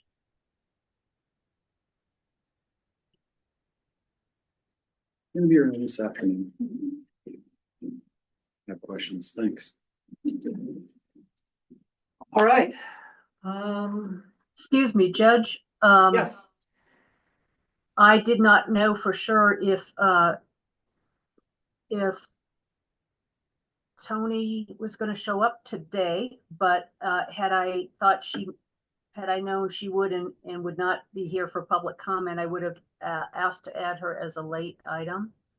But today she's sitting there, so I didn't know if you can do late items and when you want to do it, but she would like to present, make sure we're aware of and ask if we have any further information regarding the wildfire mapping for Oregon and Harney County.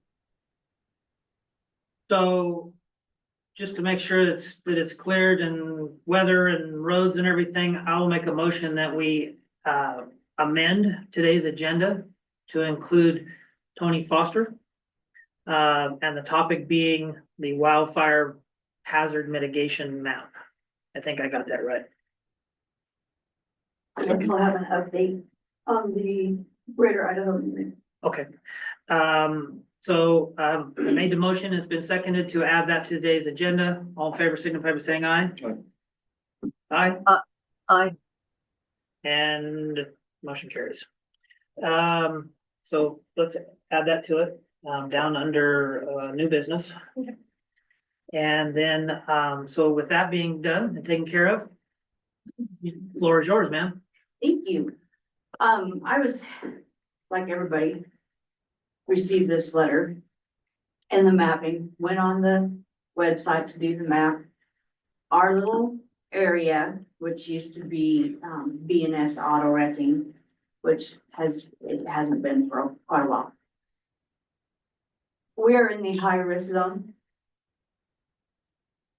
We find it very strange seeing how BLM is right there, top of our little hill.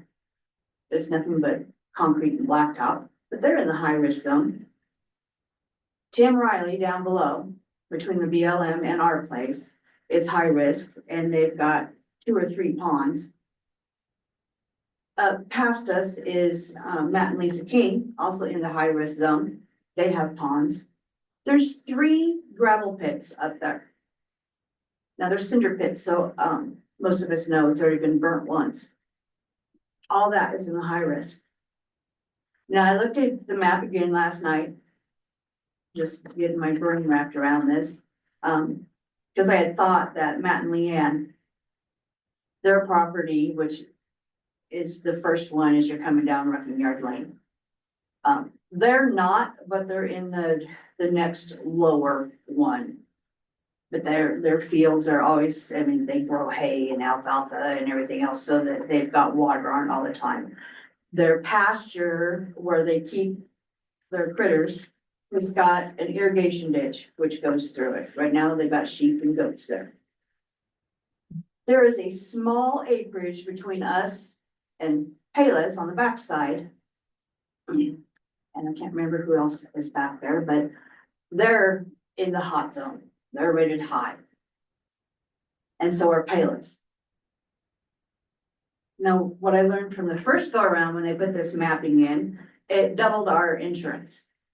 And of course, insurance company's not going to just say, oh, sorry, we'll take that money and we'll give it back to you. No. They say it's not supposed to raise our insurance this time, but it kills our property value. We just sold, thankfully, most of our acreage.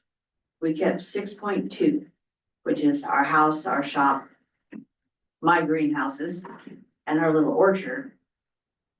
But we sold the rest of it, which we can't even, I was told we could appeal using the old tax law. Because the tax law has not been changed, we don't have a new one, and when I talked to Melinda, those don't go into effect, she doesn't even mess with them until the middle of February, middle of this month.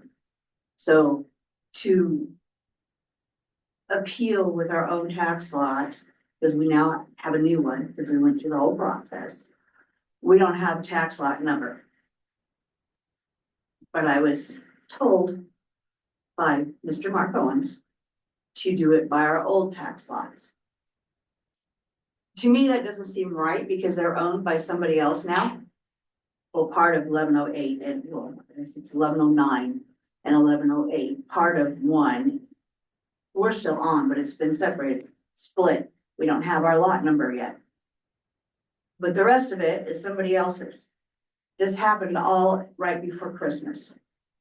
So, the buyer right now has no clue what they're in for. I don't know how to go about this. I don't know if as county, I'm sure we're not the only one that is griping about this high risk when we do not have a ton of brush. We don't have a lot of garbage grass because we mow it, we water it, we take care of things. We don't have we don't have dead trees laying around or that type of thing that's gonna catch on fire. We have tons of water on the property, we just have to access it. Yeah. A And lot of these, when Tony called me yesterday, besides describing her particular situation and those of her neighbors, she just wanted to reiterate again that these maps do not seem accurate, in the properties that she's very familiar with. And we know that the state got them done and then they got a lot of pushback, and then they went and looked again, and supposedly irrigation fields and whatnot were supposed to be taken into account more, for not being as high risk if you've got, water on the land before when they'd have them in the highest risk.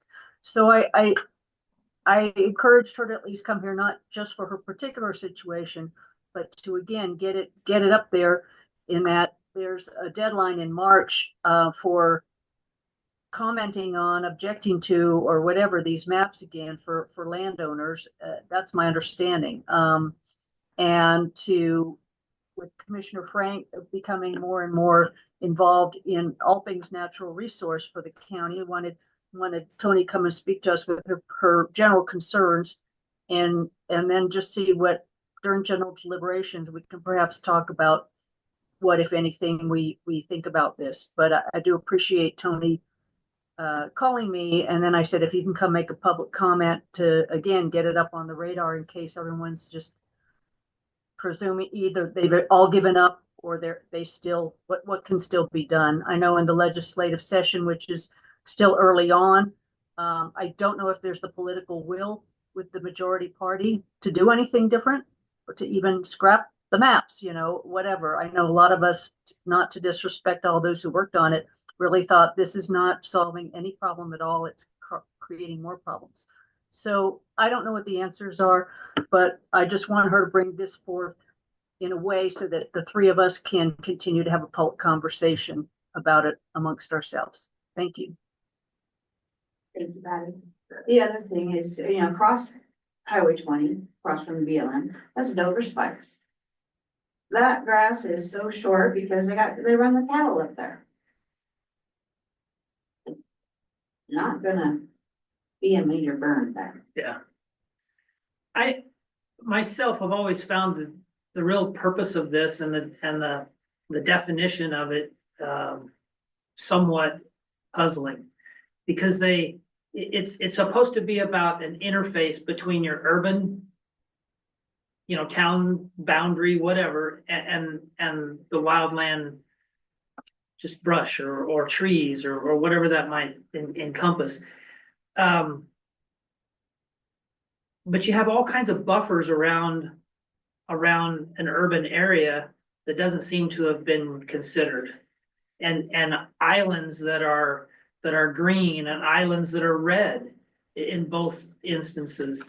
And I just don't understand the data set that they used in doing this. And I 100% believe that more ground truthing needs to be done on these maps. We have till the March 10th, it has to be posted. If you're sending in anything, we have till the 10th of March to appeal. And that letter better be posted March 10th. Was that for your individual property?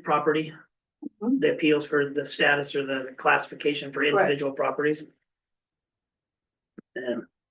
So I don't know if anybody else has brought it up but I know that, Tim Riley, who is across from us, he got the same letter and they're up in the high. Matt and Lisa got they're rated high. I'm sure Bill and Lori got the same letter. So, and probably, I didn't look at it real close, but I'm betting, part of the Potter Swamp Road, probably. Yeah. No, I doubt Greenhouse did because it's covered in water most of the time, but who knows by looking at this map. It could be high, it could be wherever. When they did, I haven't looked at the new floodplain map, but the original one, part of our property was in the floodplain. But I haven't seen the new map, so I'm not sure exactly, but you get even, let's see, end of May, into the first part of June, if we have a good snow year like we're having right now, you don't drive to the back of the property. You will sink because it's wet. Well, yeah, and then you have, which is it, is a high fire danger or is Or it we're a in the flood area? flood. Yeah, it concerns me and it makes no sense. And Yeah. for other people have been appealing and writing letters and the whole 9 yards, and they're not getting very positive feedback from, well, I guess it's the forestry and OSU that did this study. Commissioner Shellman was pretty engaged in this, and I believe was, her and Representative Owens, I believe, hosted the people from forestry and OSU when the first map came out, and they came out personally and visited Harney County, which should have been a good indicator to those who worked this map up and those who revised this map, that there were a lot of data sets and a lot of situations that weren't considered. I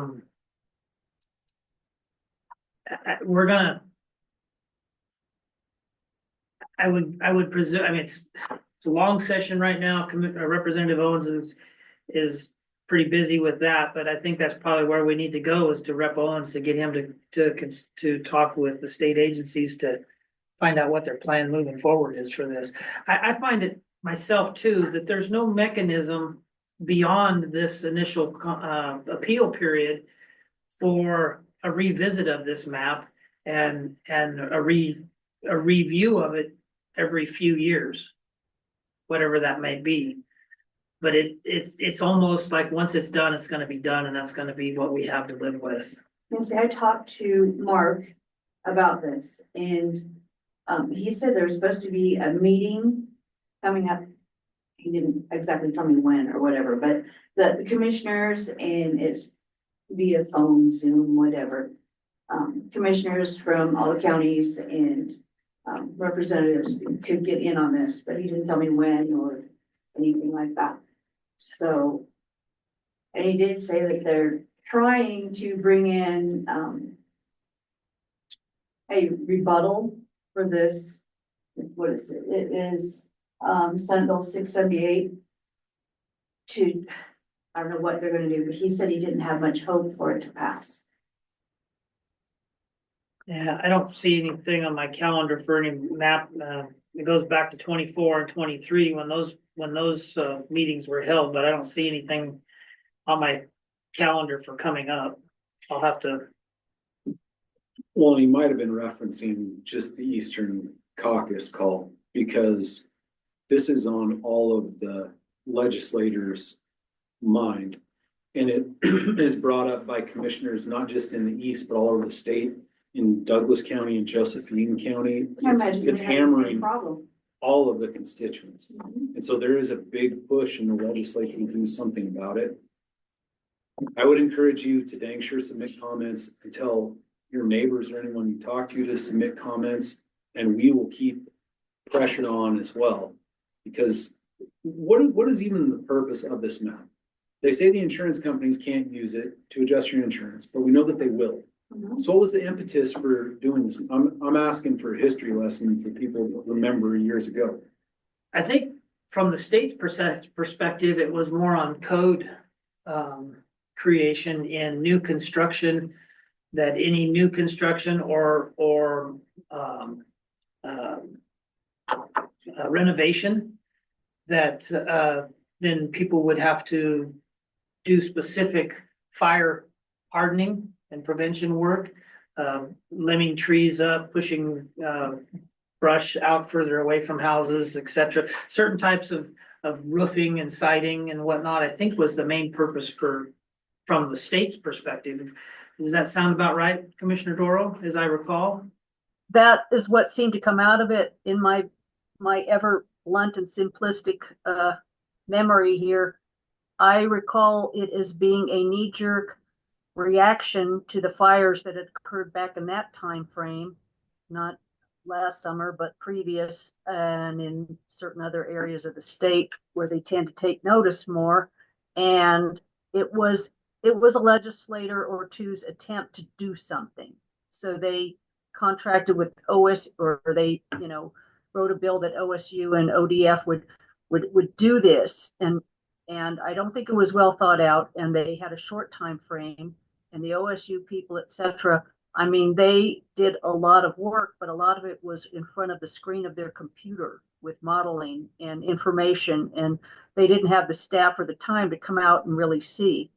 And so, but from that came, well, what can people do? Well, you can do these hardening of your home with less flammable or non-flammable materials, keep the vegetation away and all these things, which is good advice. But then it took a life of its own with the insurance companies dropping people, etc. And of course, much as I hate it, I understand why they do that.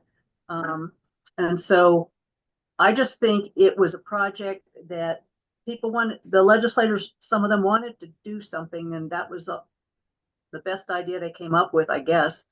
And I don't know that it's even possible, but as I'm sitting here thinking, I'm thinking, can the county court file an appeal through their system, a county-wide appeal, and then list all the lots, all the lots that we have in Harney County, and write something up, and even if it gets rejected, we're on the record as doing a county-wide appeal on behalf of the properties of Harney County, all of them, and just say these maps are not accurate. We have instance after instance after instance of our residents telling us what the state of their property and why it makes no sense for the designations coming out with. And I don't know, that's just my idea sitting here, but you're right, Judge. Most of it came out with, now there's going to be a lot of building code and requirements on new construction, that wasn't there before. The first map came out and they hadn't listed up by Yellow Jacket all the cabins and everything up there. They weren't even in the danger zone. Then we had a fire. They got all wiped out. It was dry. And there's nothing up there but grassland and pine trees and juniper and sagebrush. Most of them lost their cabins due to the wildfire. Well, and that's their definition, or the purpose of the map is the interface between urban and wild and forest lands, grasslands, whatever. So one would think, instead of seeing a map that from the boundary of a community all the way out deep into the forest would be red, it would be a swath. Maybe a 5-mile red zone around a community. That's where your interface is, because that's what it's supposed to be about, is an interface, an urban interface. A sole lone residence, farm dwelling, non-farm dwelling, cabin, or whatever that sits out by itself is not defined, under definition, would not be urban. So that, those areas would take on their own definition and their own hazard rating solely because they're in the middle of a fire or a forest or a grassland or whatever. So I don't like that either, and those maps do that. They basically go from the edge of Burns all the way to the edge of John Day or whatever, and everywhere in between. Well, if you bring up the map, it shows you the whole state of Oregon.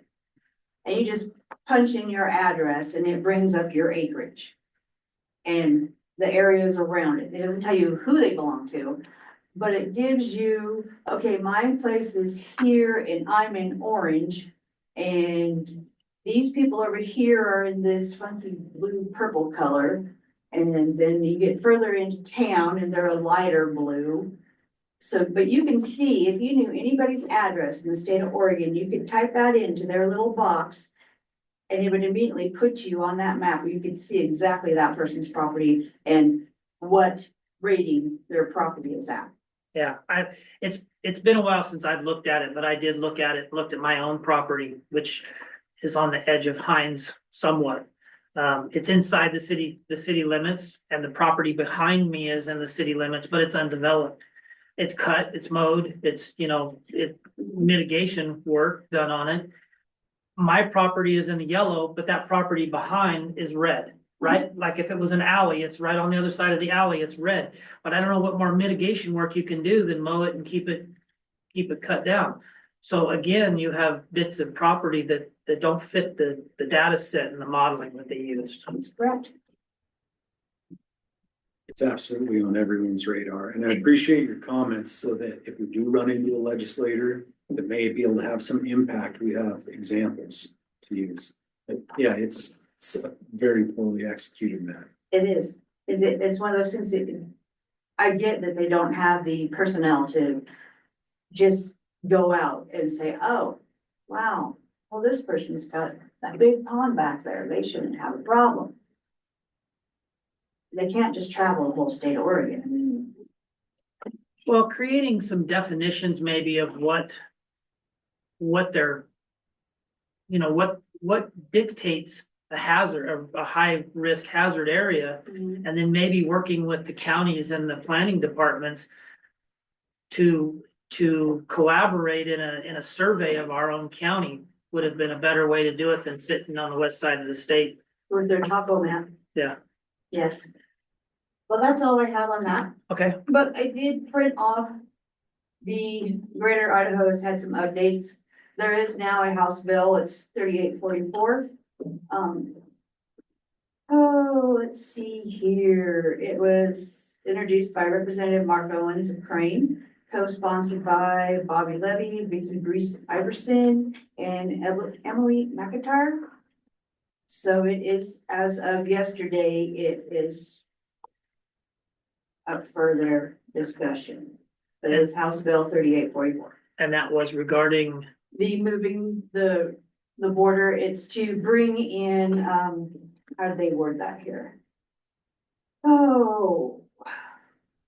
Takes a different approach from Senate bill. While SJM 7 would begin border negotiations, the House bill would create a study group comprised of multiple stakeholders from across Oregon who would then be tasked with the attempt to answer some of the detailed questions of the border change, like the impact on certain industries and that type of thing. A lot of it is going to be on licensing and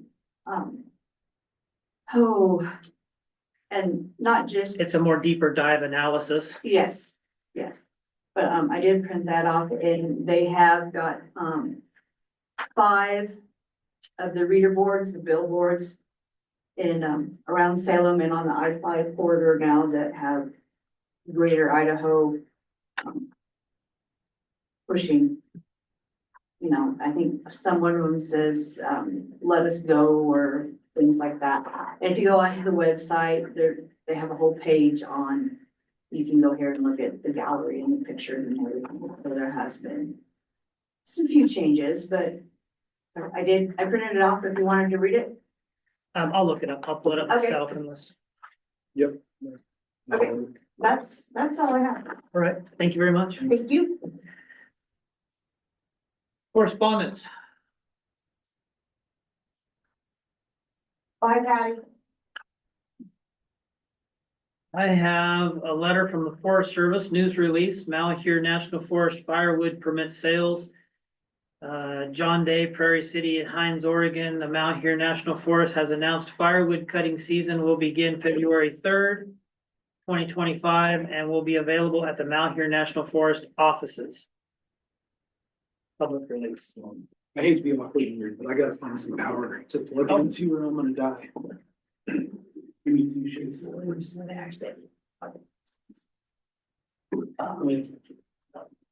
Awesome.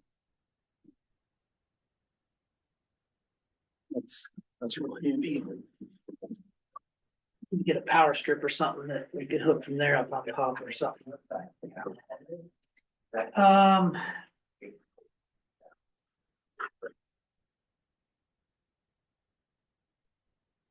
Other correspondence. I wanted to bring this to the court, and Commissioner Doro, I'll leave a copy of this in your box. I wasn't sure if you were gonna make it or not, and I haven't had it added to the agenda packet yet. Right.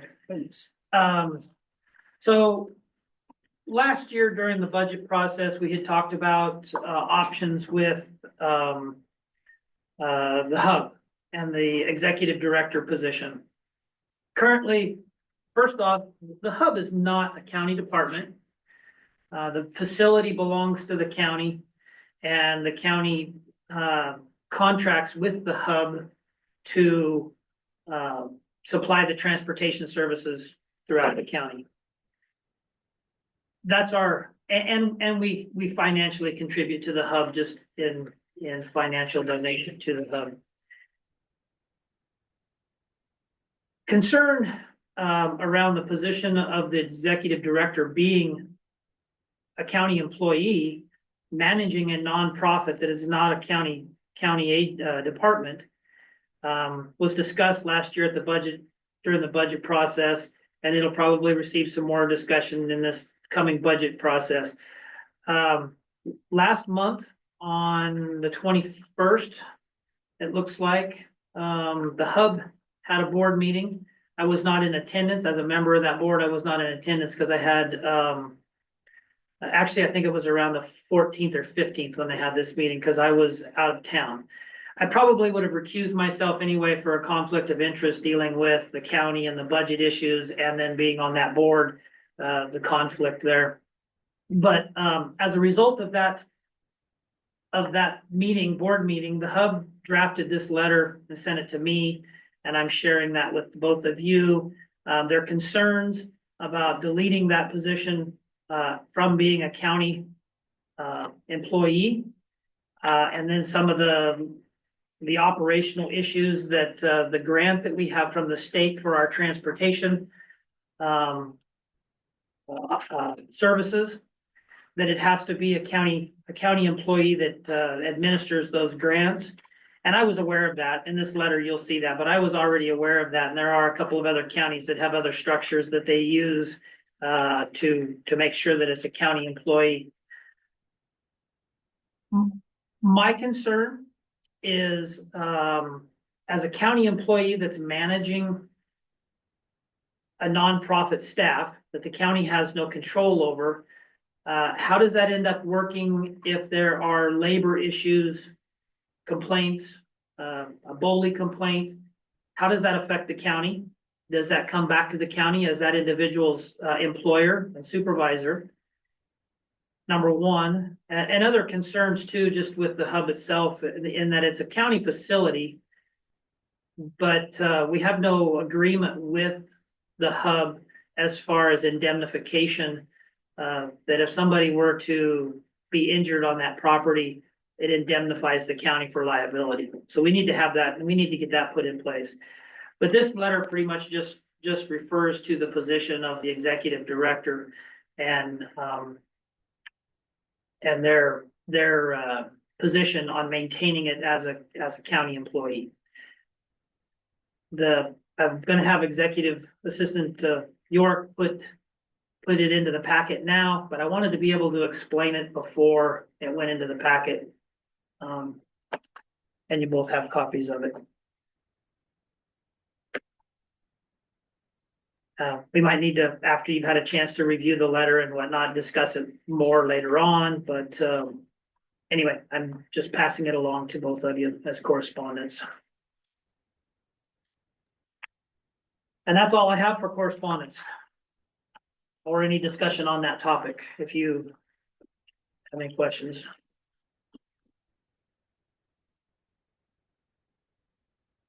That seems like a really complicated issue, and I'll be interested to learn more about the possible conflict between having a county employee managing a nonprofit organization.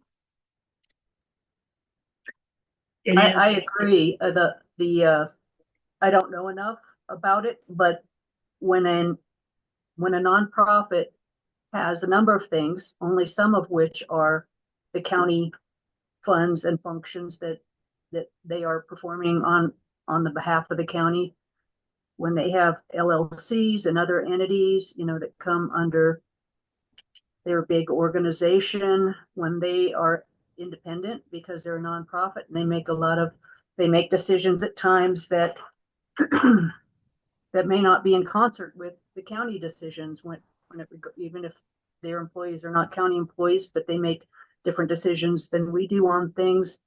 I mean, I definitely want to contribute toward the hub in the ways that we should.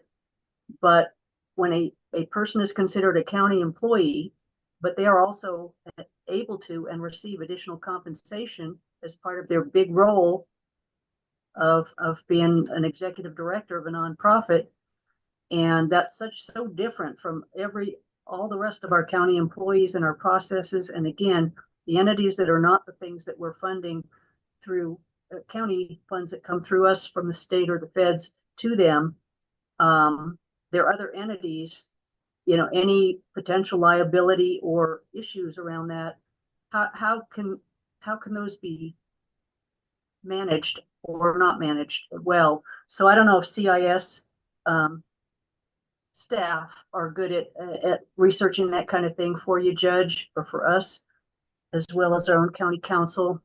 But I appreciate them writing this letter. I haven't had time to read it carefully, but it's a good letter that provides us a lot of information for consideration. So I'm glad they wrote it.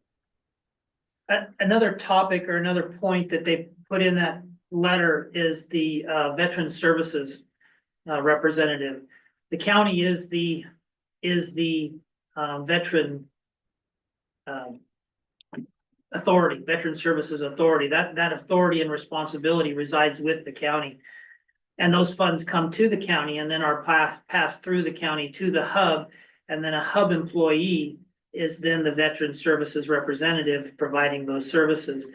Again, at this point right now, we don't have an agreement with the hub, a contract or an agreement with the hub to provide those and outlining the responsibilities as outlined in the statutes. So that's another topic that, again, that's not a county employee, but we need to have something in place.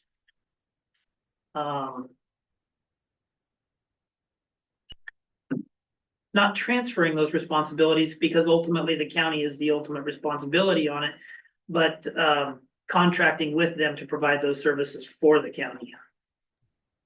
Yes, there's been definitely a much less frequent and less informative times when they've come to the county court on the veterans matters, whether that's they haven't been able to come when they've been invited to come, or they just don't take the initiative. But I remember my early years as county commissioner, there were very informative briefs with lots of information on the services to the Harney County veterans. I'd like to see that start up again. So with this letter to both of, or that I got, and I'm sharing with both of you, again, at this time, it's not any action taken or needed or anything, but just informational and to be thinking about it and see where we go from here. Just because I like going to meetings so much, if the time comes that we need to have a work session with the hub board and maybe legal representation, because it's clear that the hub is important to the community. But if we need to iron out some of these responsibilities, almost like an MOU, and determine who's doing what, I think that would be in everyone's best interest.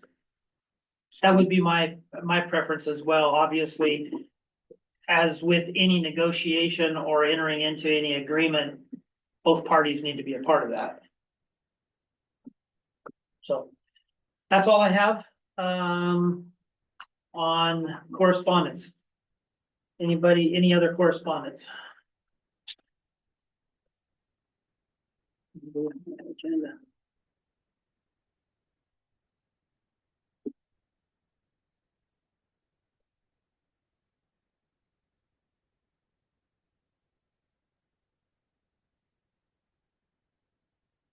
Mr. Frank, any correspondence to share? No, I was just racking my brain. I don't think so.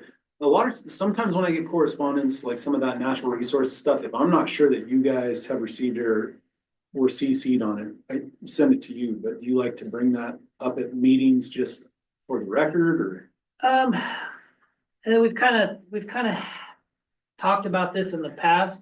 Some of it, you know, I kind of like to put it into the packet, just to mention that we've got it and put it into the packet, just for the public to be able to have it.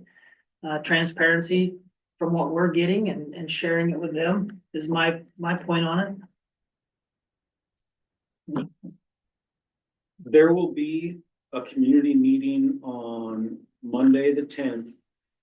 Maybe at 6 p.m.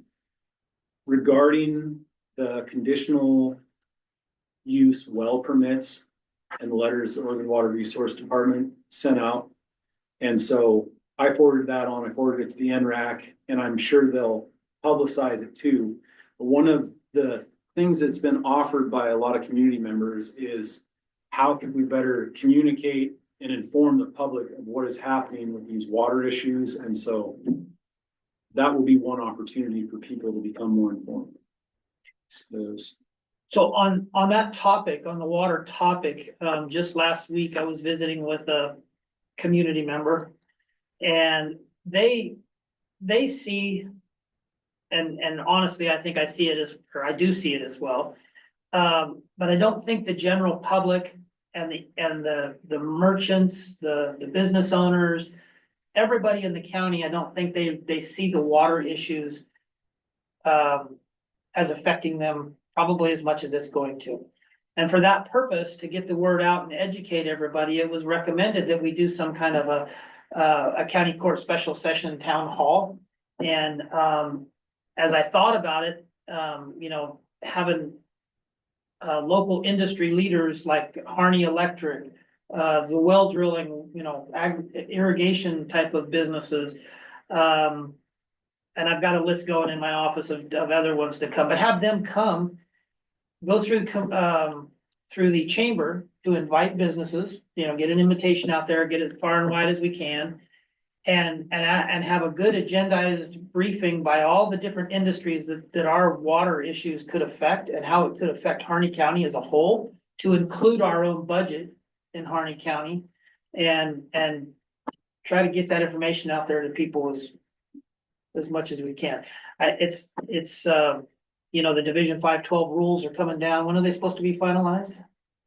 This March, can't remember the date of the March meeting, but that might be the last one. That rule is coming. I really like the thought you put into that. And the reason that I don't feel super antsy, like, man, we got to get that community informational meeting done before that rule, because after they make the rule, then there will be a public hearing period. But even after that, from when they make the rule, which they are going to make in the next 6 weeks, then there's going to have to be contested court law and all kinds of other things. And I think the real work is going to start after that. So as a community, we can figure out what are alternative agricultural practices we can use, water mitigation. We're going to have 5 years before it's even implemented. So as soon as we can, but I don't feel like we got a knee jerk and do it tomorrow. I think that meeting's a great idea. I would rather take the time, not, you know, moving expeditiously as we can, but I would rather put the time in to make sure that we try to cover all the different corners of who it's gonna affect and how it's gonna affect. I really don't want, you know, much like, former Judge Grassley mentioned earlier on the sage grouse thing, I don't want this to be a slap in the face to our community. Oh, you know, we didn't know this was coming and how it was gonna affect us. So, try to get some information out there as much as we can early on. What sounds like you've already got a plan and already got an idea of some leaders. So I guess if whatever assistance we need building that together this fall, I think that's. Well, and I'm gonna send an email to both of you of what I'm thinking about and the people that I'm thinking about inviting. So, you know, I don't have it all figured out in my head. So if you think of somebody else that would be a good speaker to come and you know, I'm thinking about the water master and just anybody that's, you know, that's associated with water.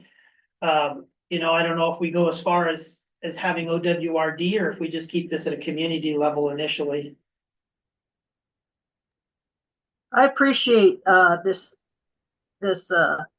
initiative, and I agree with Commissioner Frank as well on, you don't have to hurry up and do it this month or next month, but I'm on a lot of the committees that are not natural resource committees, and And I always try at meetings and things as appropriate, usually when they're talking about funding and what's the county budget like and various things.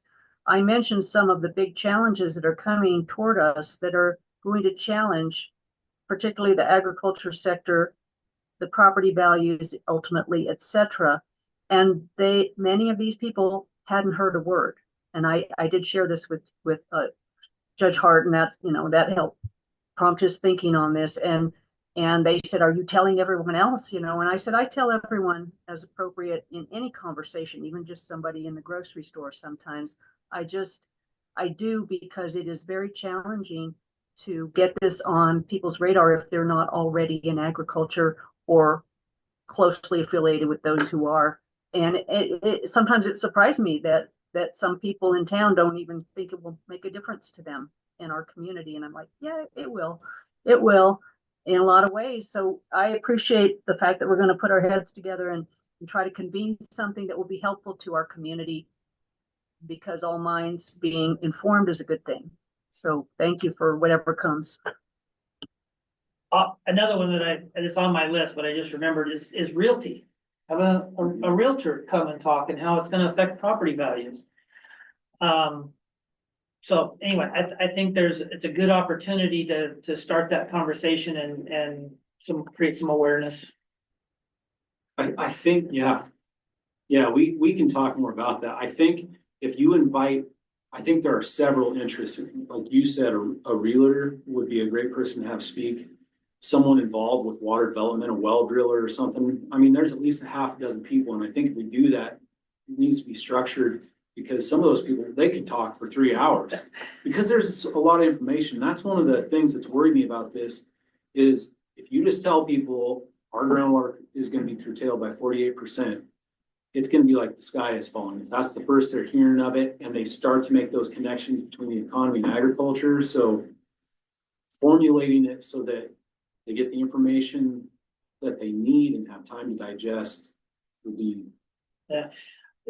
Longstanding, being from Harney County, one side of the fence, agriculture, believes that they are the economic driver in the community, and the other side of the fence being our commercial businesses in town and whatnot, that they're the economic driver in the county.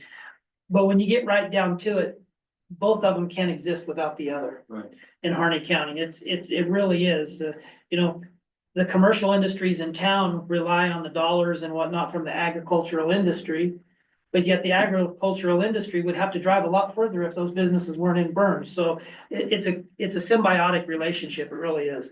So anyway, that's on that water topic. I just wanted to put that out there too, as far as what I was thinking about doing, and I'll get an email out to both of you with some of my ideas.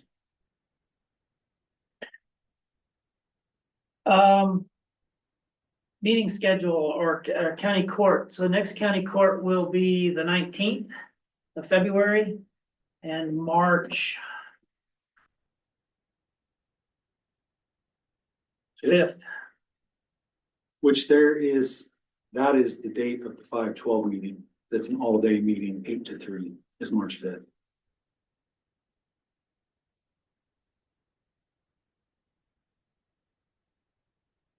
Well, if we want to change that one, if we want to look at changing it now, I'm open on the 4th.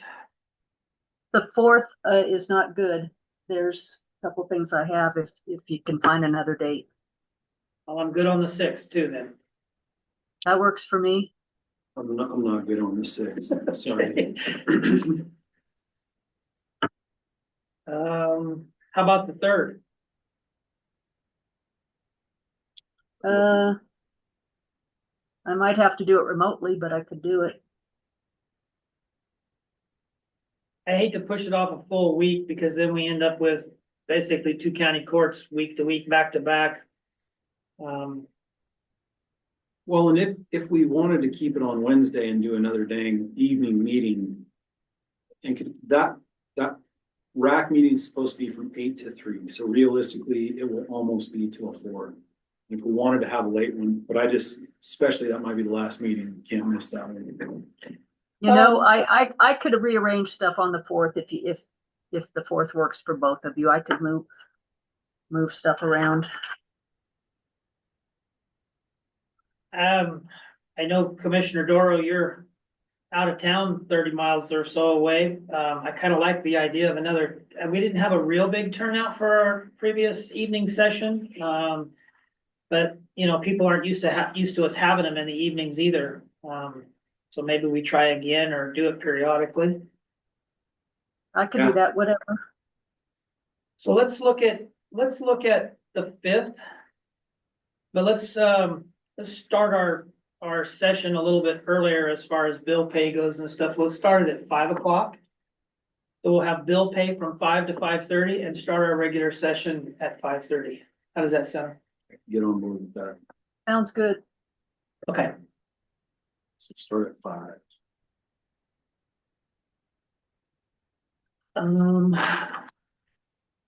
General deliberation. Oh, I'm gonna go to Commissioner Frank. there's an awful lot. Let me take a quick gander here at meetings between now and the next one. What is the homelessness meeting that is on tomorrow, the 6th? At the I Harney think Senior I have an answer. Commissioner Frank, there is, now I'm gonna get it. Harney Malheur Housing Authority. We're in a joint relationship with that entity, and they're mostly out of Malheur County. But it sounds like they're gonna be at the hub at the senior center building tomorrow afternoon. And what kind of a meeting or event it is, I don't know. I wrote it down. We are not, I don't know who's on their board anymore, but I think back when Pete Runnels was county judge, he may have been on that as an elected, but I don't think any of us have a formal relationship with them. And then that community and action piece where Jody Warnock was here some months back to talk to us about some of what they do. They're a different entity, but they work together. So I really don't know. And I don't believe that I will be on that community in action board. I did apply as they had asked us to, and the county court had said that I would be the one. And then there's only 2 people from Harney County on that board right now, and it's Lynn McClintock and Pete Runnels. And Miss McClintock called me and said she wanted to talk to me to see if my views aligned with their views, which sent up a red flag right away. They asked for an elected official. So we had a nice conversation. It was nice, but I have a feeling amongst those who are the Harney County people on there, they may not want me on there. So we'll just let it go. I got plenty of meetings, but I care about it, and they can reach out. I suggested really that if they could get an elected official from the cities, that would be even better, because while certainly there are some homeless people that are outside the city limits, etc., the vast majority is close to or in the city limits, as far as I can tell, to which I believe her opinion was, oh no, I disagree. They're mostly out in the forest. So I don't know. I don't know where they're coming from on stuff. It doesn't align with my own information and impressions, but that's all I know is that they said they're going to be there tomorrow, and I'm planning to go right now just to learn more and hear their discussions. You're welcome to come too. Yeah, we'll see how the day plays out. What was that? When was that? What's the time? It is on tomorrow, the 6th. I have it down from 2 to 3 p.m. at the senior center. Is that correct? Yes. Correct. Okay, I've got it on my schedule as well. There's a fair board meeting. Oh, I think it's on Tuesday, but we had to postpone it and move it. I think it's Tuesday, the 11th at 6. It had to get moved around.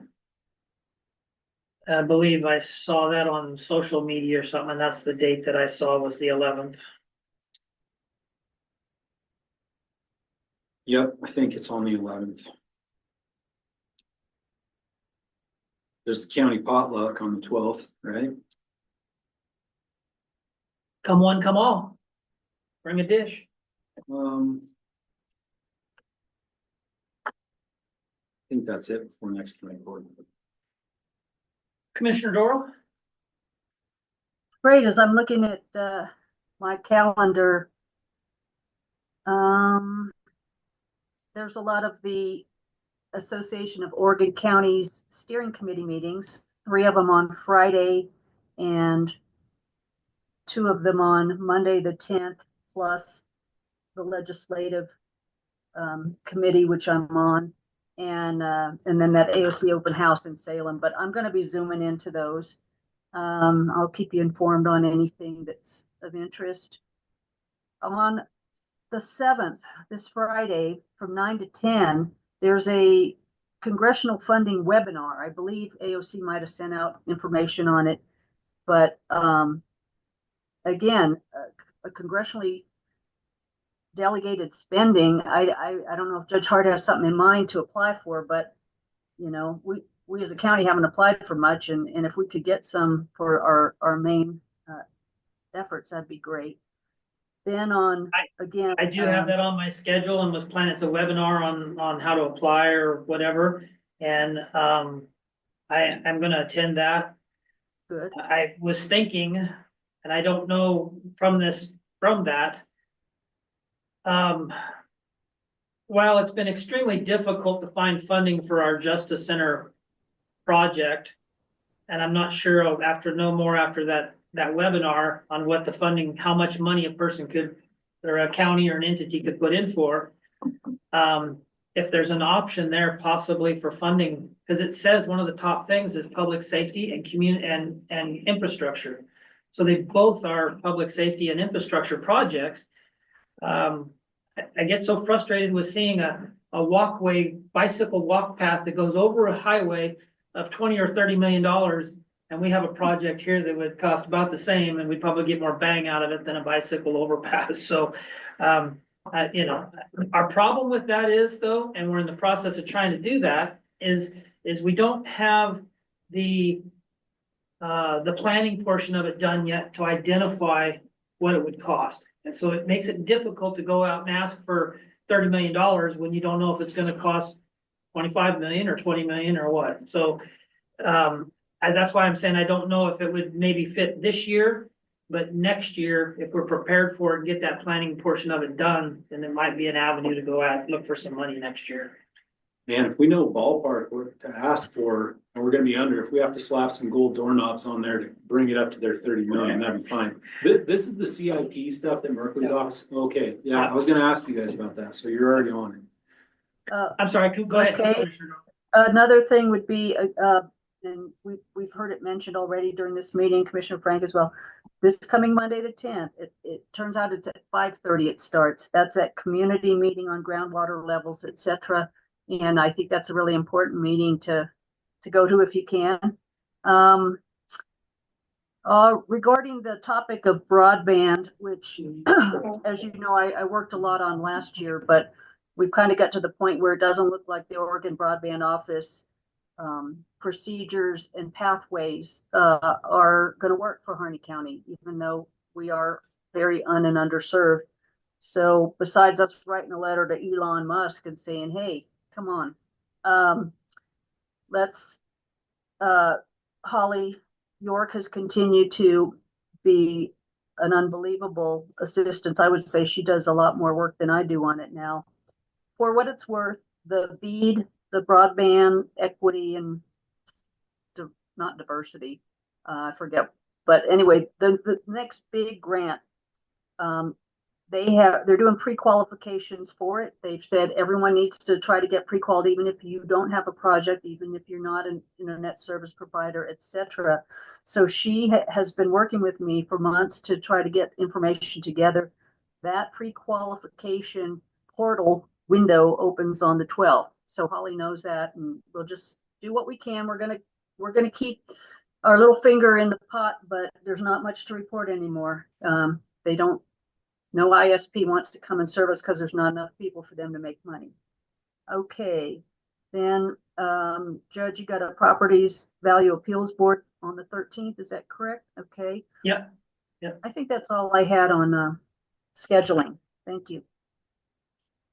So, yes, we have a Property Value Appeals Board scheduled for February 13th. We have one appeal that will go before that board. That's comprised of myself, and then 2 members of the community. I believe everybody's gotten their training done and we should be good to move forward on that. I wanted to mention and kudos to Executive Assistant York. I want the public to know too, that we're trying to get the most return out of any surplus property that we have.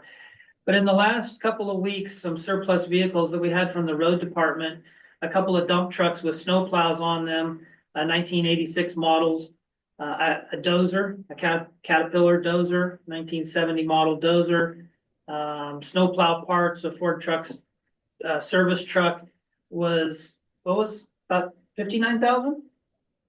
The plows were over 20. 10,000 each. Yeah, so 10,000 each on the plows, 35,000 on the cat. Yep. So that's 55,000. And then with the other stuff and the service truck and whatnot, I think it was around 59,000, It was 4,000. 54,000? No. So the grand total is 59,000. That's what Yeah, that's what I'm saying. With all of that combined was 59,000. She'd sold some vehicles and these all get sold on a website. So everybody can bid on them. You know, it meets the public procurement surplus sales requirements. And last year she sold vehicles at about $20,000. She had a goal to beat her amount last year, which she's well surpassed that this year. But this is an awesome tool to use and liquidate surplus county property and not have it on our rolls and everything. And I want to say thank you to Holly. Thank you. Thanks for letting me do it. And I think I've kind of covered any other things I would have mentioned. I kind of interjected here and there on the water stuff and the other topics and whatnot. So I'm good on general discussion. Judge Hart, I have one more thought. As we were hearing from former Judge Grasty today, and he mentioned our planner meaning our planning director, and some of the things he suggested we should be hearing from our planning director, et cetera. I like that idea. That's not stuff that we're kept apprised of. And perhaps with the building department being so much building and not so much what a planning director needs to be involved in, they're really doing their thing. Perhaps we can figure out if we have some expectations of our planning director with us, working closely with us, so that the county, the community can be aware of things and we can get stuff out there sooner and we can work, and he can represent best in the meetings he goes to and we can just be more informed. So I don't have my thoughts fleshed out. It was just hearing some of the things that the planner can or should be doing, and maybe we can figure that out. I agree. Some other topics too that I've thought about that would be within the realm of the planning department and the planning director are enterprise zone, the establishment of that, and then the management of that as we get it going. These issues like this, whether it's sage grouse and urban wildland fire interface, all of those kind of topics, I think really resides within our planning department. I welcome and would take any, suggestions, and then we'll formalize, maybe put all those together and have a meeting with the planning director, and or I can do it as the administrator and the supervisor with the planning department. I can have those conversations, whichever way you guys would prefer to move forward. I'm fine with you having those conversations. I don't know with the dramatic increase that the building department has done. I don't know that has changed the workload of the planning department at all. I think they're still just as busy, if not more busy than ever. And so I'd be curious to hear their thoughts about maybe taking on more, putting more on their plate. That being said, we had talked at one of the meetings about maybe having a work session with the fire marshal deputy and the planning director, and the fire marshal deputy said he can pretty much make himself available whenever. And I mentioned it to the planning department and informally, and they said, yeah, let's get together and do that. And we haven't nailed down a time yet, but that, I just wanted to close. Would that be within the realm of planning or within the realm of the building official? Planning. Planning? Because one of the big issues that was brought up was the planning. It has to do with the road specs and ingress and egress. And it might be stuff that we already take into account for planning, but because we have some new developments beginning, it would probably be good timing. I would just ask then, send me your thoughts and I will put it together and a work session is great as far as that topic goes or whatever, but if we're looking at the overall role of the planning director and department, send me your thoughts and I'll have those conversations.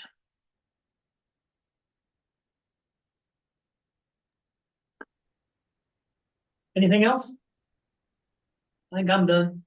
How do you have some general deliberation?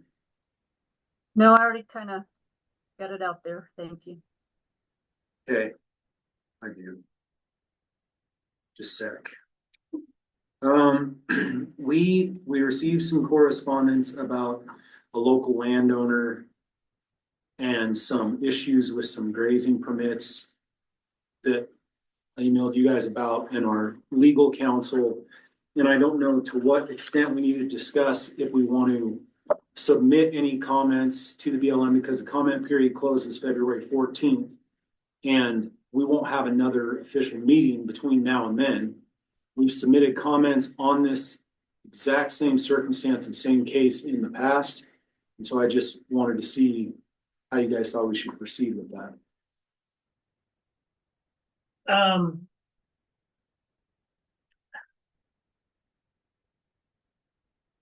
I would be in favor of supporting that applicant, that landowner in Harney County and the applicant for those permits. I guess it's Birch Creek, right? Is it the Birch Creek allotment? Is that correct?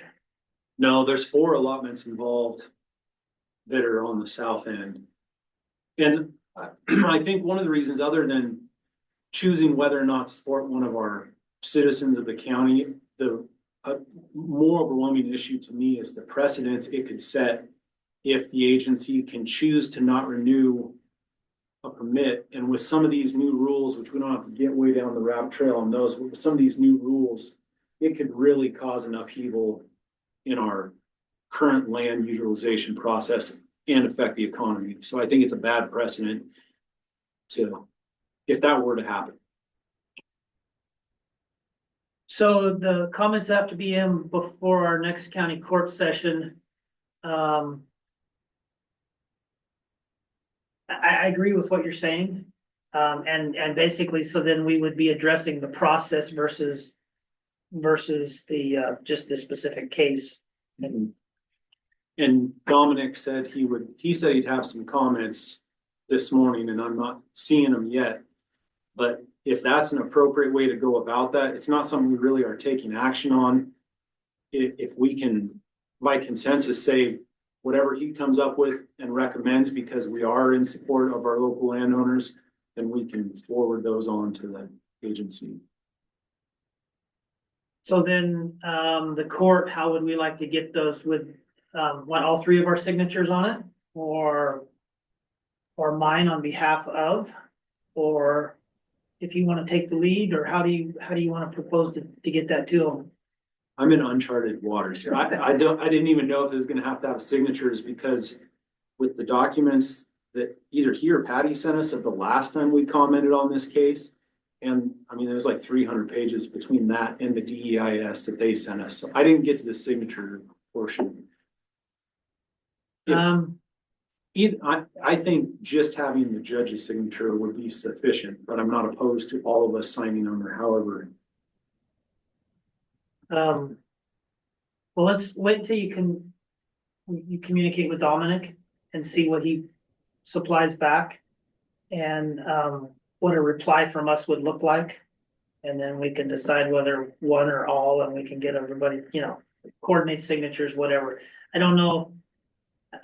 A lot of these little intricacies like this, I'm not sure about if in order to sign something like this, do we have to do it in an official setting, or can we pass it around for each person to sign it? I'm not Well, sure, but I think. I know that things were done, quote, from the county court that you and I, Judge Hart, had no idea had been done. So I hope that's not how we do it, but it can be just one signature. It's just that the copies on the emails to keep everybody flowing along makes it really easy when Dominic says, okay, are you in favor or against me sending this out from the county court? And then we just each jump right on and reply, and then it gets done. It was just a matter of us not knowing, only one member of the court knowing what was going on for a while there.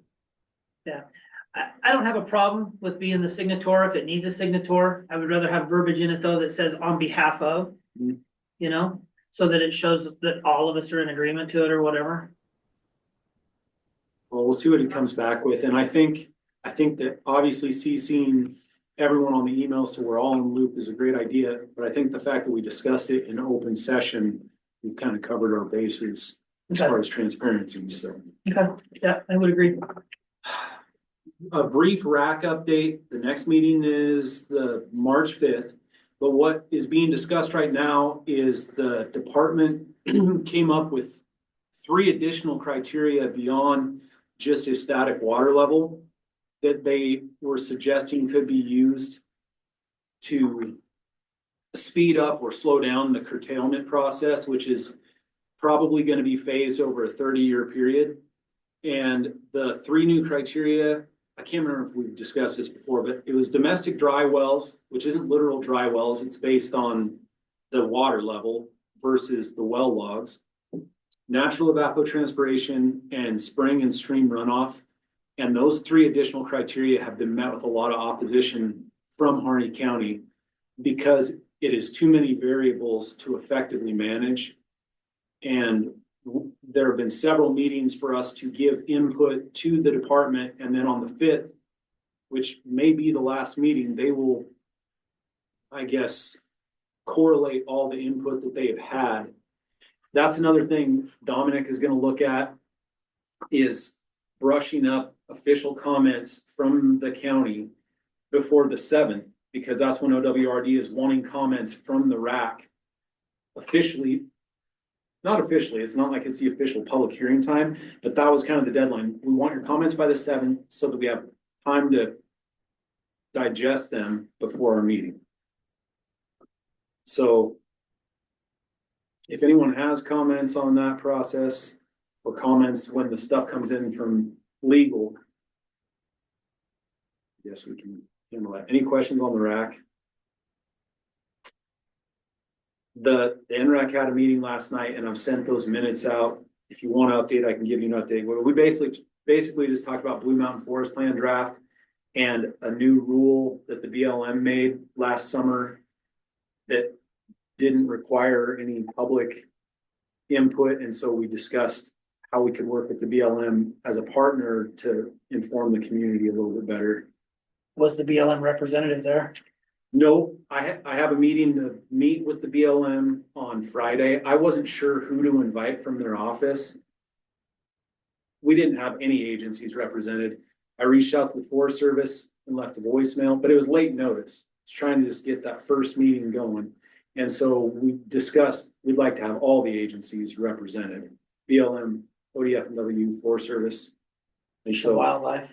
Yep. In past, BLM district manager, the local district ranger or Mount Here Forest Burns Immigrant Creek Ranger has attended those. I believe Chad, somebody else, Chad from OSU And, at the time, I don't remember, but, the refuge manager had attended those in the past. So, yeah. So those traditionally, those were people, in addition to the civilian or the community members, those were people that usually attended those meetings that I had seen. That's good to know, because, yeah, we'll reach out to them. And Commissioner Frank, I would really appreciate if we don't, it's great to have all of those folks there, but I really want our county NRAC to advise us with the county's best interests in mind, since we go to all these other meetings that are agency meetings, and, you know, collaborate and all that, but this is our Natural Resource Advisory Committee to advise the county court. So just so they can keep that perspective and not feel like they can't really, you know, be that kind of a committee when you have all the agency people there. That's my only comment. And we know these people. These are great people. I mean, it's not an adversarial thing, but I just don't want to lose what we want there as a county advisory, you know, committee for us. I appreciate what you're saying, and I understand that. They will be outnumbered in the room, and there were several advisory committee members last night during the meeting and after the meeting that kind of requested that they be there because they like having that information right from the agencies, and they gave examples, for example, with the BLM and the Wild Horse and Burro Act, that they think their discussions in those meetings with the BLM help the BLM to force some action to do a gather. And so they really see it as a good partnership. So we'll try to get them there. We need a timber representative, and they gave me 3 names of people to contact. That, according to the bylaws, they don't do reappointments. Terms are over July 1st. But if we could get that timber one filled beforehand. So if anybody has any great timber folks. It's disappearing. Yeah, they're far and few between. But they offered up 3 names that they thought would be good. Any one of the 3 would be a good addition, so. We talked a little bit about the strategic plan. Judge Hart talked about it at the department heads meeting the other day, and I had mentioned AOC thought that OSU extension could be an asset, and they finally got back a hold of me and they asked what our budget was. And because we have had other opportunities present themselves, I told them we don't have a budget at all. So let me know what your ideas are, and we'll give them a few more days. And if they don't have a good offering, we can move on to plan B. But I think we still have pretty strong options to get in some professional facilitation. I have a meeting with HDP coming up. They wanted to meet and discuss partnerships with the county. Are there any collaboratives that we have or don't have and want to push? Are there any priorities that For new collaboratives? just in general, any priorities of things that have been really helpful to the county, things that we'd like to see? I have a general comment. Yeah. I'm sorry. I always feel like I'm interrupting y'all with this remote aspect. In general, and I think it's just because people are so busy with everything they have on their plate. But I go to when I can, which is not very often, just a few times a year, because now they schedule it when I have other stuff. But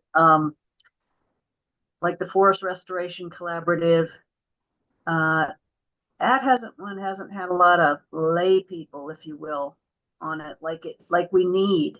You know, I know they seek them out, and 8 years ago when I was new attending those, there were a fair amount of people who weren't, you know, agency folks or whatever. And now you might have a couple timber guys and the agencies, and you know, and several of those, and it's just not a very balanced, regularly attended, balanced, you know, thing that it was designed to be. And they can't make people come. I mean, you know, people have got to make it a priority. But you know, I don't see the recreationalist representative there or anybody who wears that hat voluntarily. They're not appointed to it. That's just, you know, they're there to help represent that perspective. I don't know what can be done. I'm sure that they would love for to have more people come and participate of all walks of life. But that's just one of the things that's been challenging over the years. So for what it's worth, you might just mention it. That's good feedback.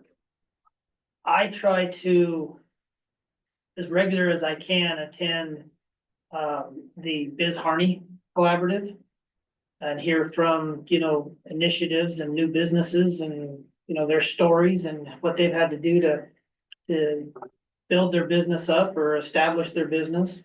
And resources. A lot of times that, they, through discussions of that collaborative, they identify resources for people that are wanting to start a business. So I like attending that one. And the youth collaborative, wherein we have participated over the last couple of years in the internship program with Harney County Youth. So I try to attend those two and put my efforts and ideas into those myself. That's, like I said, they have, I don't know, 6 different collaboratives, and it's tough to get to all of them. Yeah, they have a pile. But Okay, as far as needing any others, I can't think of any. Economic development or youth, forest. I think they have a wetlands collaborative. I think off the top of my head, they have it pretty well covered. yeah, they seem to be pretty adept at identifying what the needs of the community are and filling it. Yeah. Patty talked earlier about that AOC open house, and I was planning on making a day trip out of it, but given the weather, and I just found out there's a meeting earlier in that day over there that I need to go to. Can I stay the night? Oh, absolutely. Who do I ask permission from and how? Okay, do I just? You don't need permission, just book your hotel, you have a purchase card. Yeah, just keep your receipts and. Have you processed, your purchase card statement yet? Any months with charges on it? I haven't used it on anything yet. I did it. Nope, haven't used it. Okay, just keep your receipts, and when you get the statement, we'll walk you through that process, and, yeah, you don't need permission, just. Well, I don't want to be squandering taxpayer money, but I'm hoping there will be a lot of bang for the buck. Are there any legislators that you can think of that I need to seek out? One that I thought of came up on that call the other day, but Casey Jama, who is in charge of the committee that basically doesn't want to hear the Senate restructuring bill. I did write him an email, as Senator Bonham suggested yesterday, and I looked up his bio and his picture, and I'll keep an eye out because I'd love to talk to him more about that. But is there anyone else or any hot topic issues that? Rob, if you can, to any of them, particularly ones we don't know, particularly ones from the other side of the state, just mention the wildfire mapping is not good. We would prefer not to have that. It really affects our people a lot in a bad way, in a way it wasn't intended to. And if they can just find it within not their egos, but just to let it go. I mean, and not spend any more money on it. I just don't see the value. But you'll find a tactful way. I know you will. And yeah, what I would say is the senators and reps that are part of our big caucus, you don't need to focus on them so much as some of the ones that don't know us. Exactly. The ones we don't know, that they will remember you a little bit. The few I've talked to early on that, even if they weren't totally supportive, over the years when I've seen them, they always, want to come up and chat and everything else. It's relationships. So I think the last several events that I've been to, such as the State of the State and the Business Oregon Leadership Summit that I went to, and even last year when I went to it, I've made it a point myself to seek out the Senate President, Rob Wagner, and number one, the first time introduce myself, but then subsequently now 3 other times or so, to the point where he recognizes me. I know he is, whatever. So we're starting to build that conversational rapport. And I figure, why not start at the top? He says Senate President. So, so I've done that, and I think, yeah, it's good just to whoever we can establish a rapport with. One time when community corrections funding was being cut drastically, I did go to the Capitol and I, with AOC staff guiding me as to some of the more influential people on that matter, I made the rounds, and on my own business card, I had $25 million community corrections written on the back, and I left them each with that. And they laughed, but they remembered it. I said, this is what we need, the state needs. And they went, that's pretty direct. I said, thank you so much for your support, that kind of thing. Whatever works. I'm still in the process of trying to compile kind of some of the bills. Again, there's 2,000 or 3,000 bills out there. So it's hard to compile a list with everything. And I started to do a spreadsheet and then I lost it. I had to reboot my computer and I lost it. So just out of yesterday morning's caucus call, again, I'm starting to rebuild those House bill numbers and Senate bill numbers and whatnot. Another one that and I think there's pretty good movement for it from what I'm hearing so far, but those fair bills. Definitely the fair bills. That should be so simple. Yes. Doesn't AOC or EOCA, don't they have some kind of a spreadsheet you could use? I can't imagine that you'd have to try to create your own. Well, they do, and EOC put out one that was their priorities in an email with a list of priority legislation.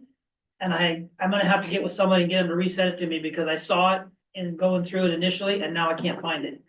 So I'm gonna have them resend it to me, but yes, that would help because instead of trying to sit down and go through the list on my own, to consolidate on other established priorities would be good as well.